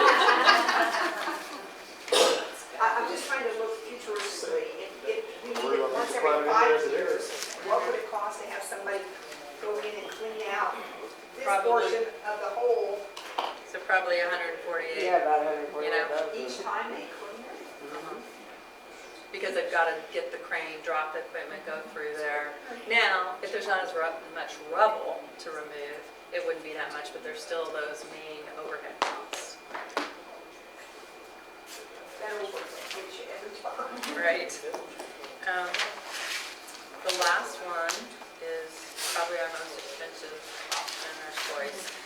It's about $250,000, and it's a wall extension, a retaining wall between JCW and the cell tower. And this wasn't included in the PES because right now there's no slope failure or erosion, and so it wasn't included in the PES. And also, it was just an idea that, hey, while we're in there, should we go ahead and enclose the rest of the creek, the rest of the channel with a retaining wall? We don't want to have to come back in 10 years. Now, it hasn't failed yet, so I talked to the engineers about it. I mean, do you really think we need this if it hasn't failed yet? Do we, should we do it? And they said, well, there is some potential that once you put in the walls, instead of having the vegetation, it'll speed up the storm water and have more potential for erosion. So it's So that investment, what percentage is the actual wall? What percentage is the installation cost? that's all included in here, the materials and the construction. I understand that, but I mean, is 100,000 of it the wall and 150 the installation? I can ask the engineer, but they didn't break it down that way. They just included the materials and the construction costs. So yeah, if we were to say, we did all of these, would there be any cost savings by all of these happening, by adding all of these together? Or are they all, Yeah, isolated? No, there would be cost savings. To do it now versus later, it's going to be a lot more expensive. So while they're in there doing everything else, it's. But no, we're not like, bundling, doing all 6 of them now. doesn't- Yeah, bundling together, you're going to have cost savings. But you can also pick one or, Right. understand that we have other needs. And so, Is yeah, there- these are great ideas. Is but- there any way to try to get, I don't know if it's from the engineers or whoever, potential, like maybe a 20-year ROI type of estimate on some of these things? If we find out that this $250,000 could potentially save us $4 million over 20 years, well, great, I think it's something we ought to look at if it's, well, we don't really know, and it's hard to make those decisions without some estimates around what that might mean in the longer term. Yes, and I can ask the engineer, of course, it could happen, but it may not, but, I can ask them to the extent that they can say, yes, over time it's likely to, and this is how often, or this is how soon, and this is what it would cost. Will we have any better sense of overall project cost savings before we have to decide on these add-ons, or do we have to decide before we know? Well, what we were hoping, and we can wait, but what we were hoping is if we can get an idea that you say, no, let's don't do that ramp, let's, we'll deal with that when it comes. But all the items, the 3 items I just discussed in the stormwater right now are estimated about $412,000. If GBA comes in and they're under budget by that amount, or there's a combination of contingency, if you can say, yes, consider that, if we have extra savings, or, it's a good idea, but let's save that for maintenance. So if you can give us that input tonight, GBA's, they've got some preliminary design on all these items, but they're ready to go on the stormwater as soon as you know. So it just helps the process. But the other option is we could, some items that you're like, yeah, we could, but let's see, we could make those bid alternates. So we could just see how the money comes in at the time too. So any feedback you could give would be helpful. But Yeah, I think I'm kind of with Nick on the last 2 big items. I'd like to see, how likely if something bad is going to happen, or sort of what's the cost savings, how often will we think we'd have to clear out that channel, at what cost. What potential Listen to that. difference might it be if we went back in 5 years from now and built Yeah. that ramp versus doing it right now? I'm Is sure it they can estimate. 110,000 5 years from now, or 100,000 now? Because if that's the case, then I'm going to say let's not do it right now.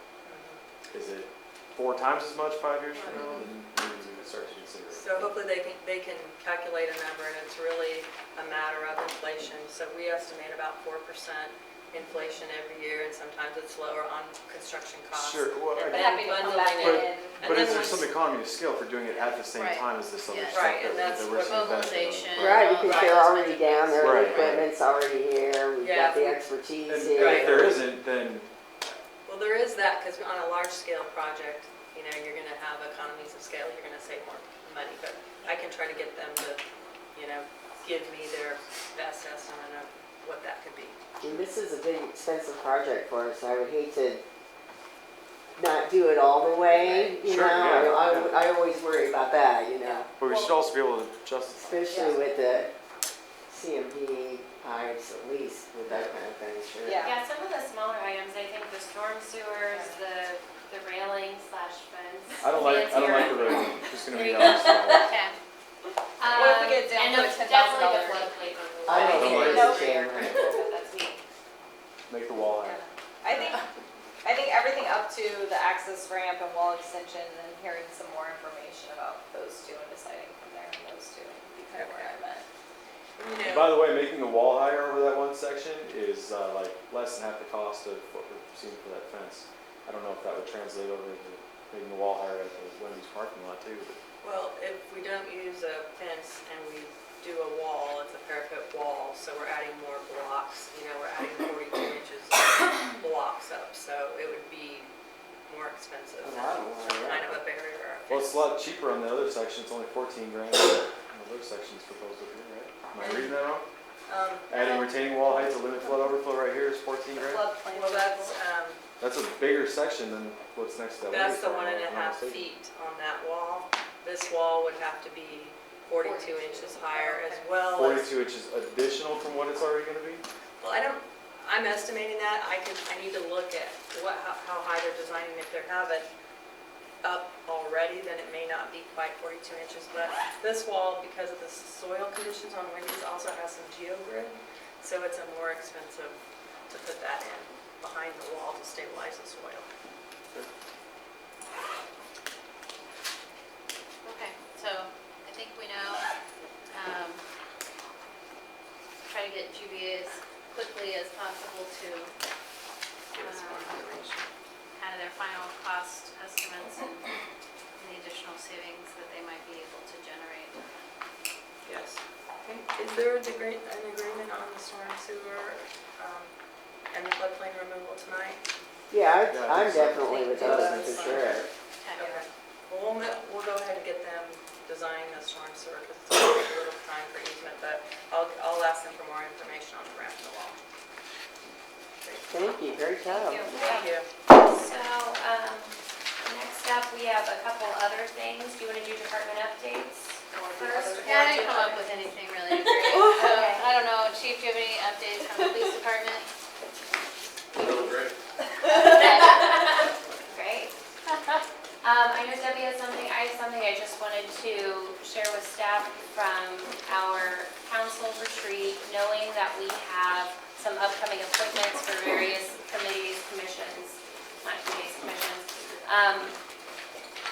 With that in mind, coming up in January and knowing that we want to kind of reflect on the efficacy of our commissions, I would ask that the staff considers looking at our CIP committee especially and the challenges that has been associated with those and looking at potentially coming back with some recommendations about CIP to us about where to go with that before we then see potential appointments, so that we're not appointing new people, not knowing where CIP is going in the months to come. Is that something that we could have happen maybe in December? Yeah, absolutely. We can bring back a look at that. Is that something that everyone would share? Sure. I just want to say, that maybe this is on me, but I think others may have witnessed this as well. I went down to Brian's Bakery at noon today to sit in the window just to observe the traffic pattern. And I ended up calling Ben, and I ended up sending the mayor a note. People were driving through there, and I'm not talking about 7 to 10 miles over. I'm talking 45 and 50 miles an hour. There was speed down that road. 3 different times, somebody was trying to walk across there, and cars just blew them off. You ought to see it on Saturday night, Yeah. Well, when there's no Go down there traffic. at I night. understand that. Something's It's got to be worse, is done. what We I'm saying. either need to do something or take the signs down that say 25 miles an hour, because we're not enforcing it, and it's not Ben's fault. We need to collectively come up with some kind of concrete decisions as to how we're going to deal with that traffic. I think, It's awful. I think we've had some really great proposals on that. We had the opportunity to pull it off a couple of years ago and got voted down. But I think that's come up again as something that, the mayor has had as a priority, and I've pushed for it. I think other people on the council have pushed for some of those options as well. Give me So what while we options? didn't. The road diet. The road diet. While we didn't address it a few years ago when we had the chance to do that for cheaper than the option that we went with, that wasn't the will of the council at the time, I guess. But I think now it's maybe a different makeup and some people that are more willing to consider that option and see what we can do. I don't think it can wait I don't think until. I don't Because the think stoplight doesn't do anything there. We could at least set up. You don't say. where it shows up as the phone. 300,000. What? Didn't Public Works get Speed some trailer? trailers and that kind of stuff that would show the speeds? And We do. and that's something that we put out on Johnson Drive, and it records and pulls some of the data. Is that right? It records it'll record the average speed, I think, and it will also have the ability, it tells your speed and it'll tell you to slow down. We've got 2 of those now that we just got this year, so. But we know they're speedy. What do we do then? Well, I mean, think, sometimes I I think don't we have a see variety it. of things, but I do think If that you wrote- if, there's a need for increase, it sounds like there's a need Increased for enforcement. increased enforcement. I mean, we did that, and what we know about that is it's very effective when we're there, and then as, over time, as that backs off or we have other needs, we see that increasing again. But I think step number 1 is to get increased enforcement back along But Johnson, I think that's along been proven Johnson that Drive. that's not the right long-term answer. Absolutely, Right. but in the There are interim, other longer-term solutions that we have to look at, and we've talked about it plenty. Plenty of times. It's time to. Because you can even do a pilot and keep somebody down there 2 days. We know they're speedy, and that the intent of the city is not to ticket every other person. Right. It's to make it safe, But- and if we're gonna talk about a walkable environment, that is not walkable. I mean, you're taking your life in your hands. Nobody disagrees with that, but we Right. had proposed solutions that are proven to really help address this problem a few years ago. You voted it down, RC voted it down, a number of other people voted it down at that time, okay? So I think we need to You guys wanted to rediscuss some stoplight. of those proposed solutions. Where's the net? Tell us how you really feel, We Nick. voted against it, I mean, let's just be Well, honest. let's go And back I and can look at understand the why. criteria that supported it. It was, That's probably why we voted against it. it was less than half of the price of the option we went with, so it wasn't a price issue. But it doesn't matter, let's figure out how we can move forward. I think we all agree that there is a problem there that we need to address, and maybe getting some more police presence there is a great way in the short term to help with that. But long term, that's not the right answer. If your road is set up as a highway and a thoroughfare, people are gonna drive through it like it's a highway and a thoroughfare. And like I said, on Saturday nights, Friday nights, whatever, when it's not that busy, that's when it's the worst. People fly through there, and it's very dangerous. I'm on those gravel lots, I never see it. Now, I've Oh, personally I almost do. been run over, like, Yeah. All the time. and I know that you all see it, but I'm just saying. I just think in addition, I agree 100% with Nick on the long-term measures. Like, you have to come up with a bigger comprehensive solution, but that's not gonna happen tomorrow. Sure, So I yeah, think yeah. in addition to the increased enforcement, I know other Crosswalks have the corresponding signs, and we have our own handy dandy sign making machine where it says, required under state law to stop for pedestrians and crosswalks. I think, adding that as well would be short term, So- not going to hurt anything, Yep. could help. Would that be just like the signs that they have on the radar that say radar enforced?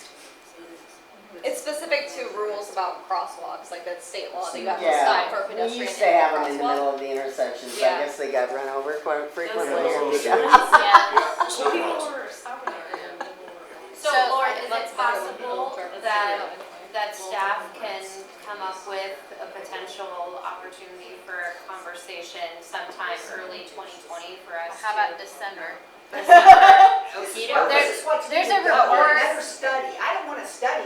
We all know what's happening. Well, I What do really we threw do? something on I it, understand, there's a study that was presented to Last you time. all in And nobody April. cares about it, so. What? No, so there's a study that was done by Viacom AC specific to Johnson Drive that was presented in April, I believe, of 2017. 17, yeah. So, we can get that out, we can put that on your agenda as a discussion item. It talks about, long-term design solutions. Part of that conversation, though, is going to be, Johnson, at this point in the CIP, Johnson Drive is slated to have a UBAS treatment, so, in, I believe, 2022. Is that right? Yes, it's 2022. 2022. So the question, so really the fundamental question is going to be, are you willing to wait until that timing, with that budget in the CIP, or is it something that you want to advance over and flip-flop it with another street project? I mean, I think we know what really the solution is in the long term. It's just the timing of that from a budgetary perspective. Could you show us? Sorry, I was just gonna say, I think personally with, the apartment starting to really get close to finishing up, and they're gonna be leasing that out in the next year. Just all the other business activity, and then, of course, with the gateway on the horizon, I would totally be in favor of trying to find some way to accelerate that. It's a safety concern. Okay. I think, down our main street, we wanna make it a nice, walkable, enjoyable area. We don't wanna totally restrict traffic to businesses, obviously, but there's plenty of case studies that show that these kinds of changes don't typically do that. And a lot of the businesses are destination businesses along there. The businesses are very observant For- about them going, flying by. And for the most part, a lot of the business owners, at least that I've talked to, this is just anecdotal, I don't have actual survey data from all of them, but I've talked to a lot of them about this. For the most part, they're pretty in favor of it. There are a few that aren't. And In favor of what? of reconfiguring the road to be able Slow to it down. slow traffic down through, which is absolutely proven that this works, and there's all the data out there. You've seen it before, but I'm happy to resend some of that stuff, and I know Laura has some of it, and there are other avenues of getting this. So why don't I do this? I'll send out. In fact, I think we're going to MLC in a couple weeks, and I guarantee there'll be some great resources there that we Yeah. can talk to about I this. understand, I am 100% willing to listen. I am talking about tomorrow, the next day, with people going 50 miles an hour. They need to be off the street or go to Shawnee Mission Parkway. Johnson Drive Well, is scary. that is our tomorrow That's important. solution right there. So, Right, that's, Right. I think the easiest thing to do is have Brent take one of those down there. Let's get the stats so that you can see what it looks like over the course of a week. So that we can see the average speed, what's the top speed. I'm sure the top speed is gonna be 70 at some point. Sure. But you'll get the average speed. down And the in front time of our- day that it seems to fluctuate the Right. most. Now, I will tell you that I've had officers, because I've had businesses down in between Knoll and Roland that have called, and we sent an officer down there. Had 4 officers on the street today.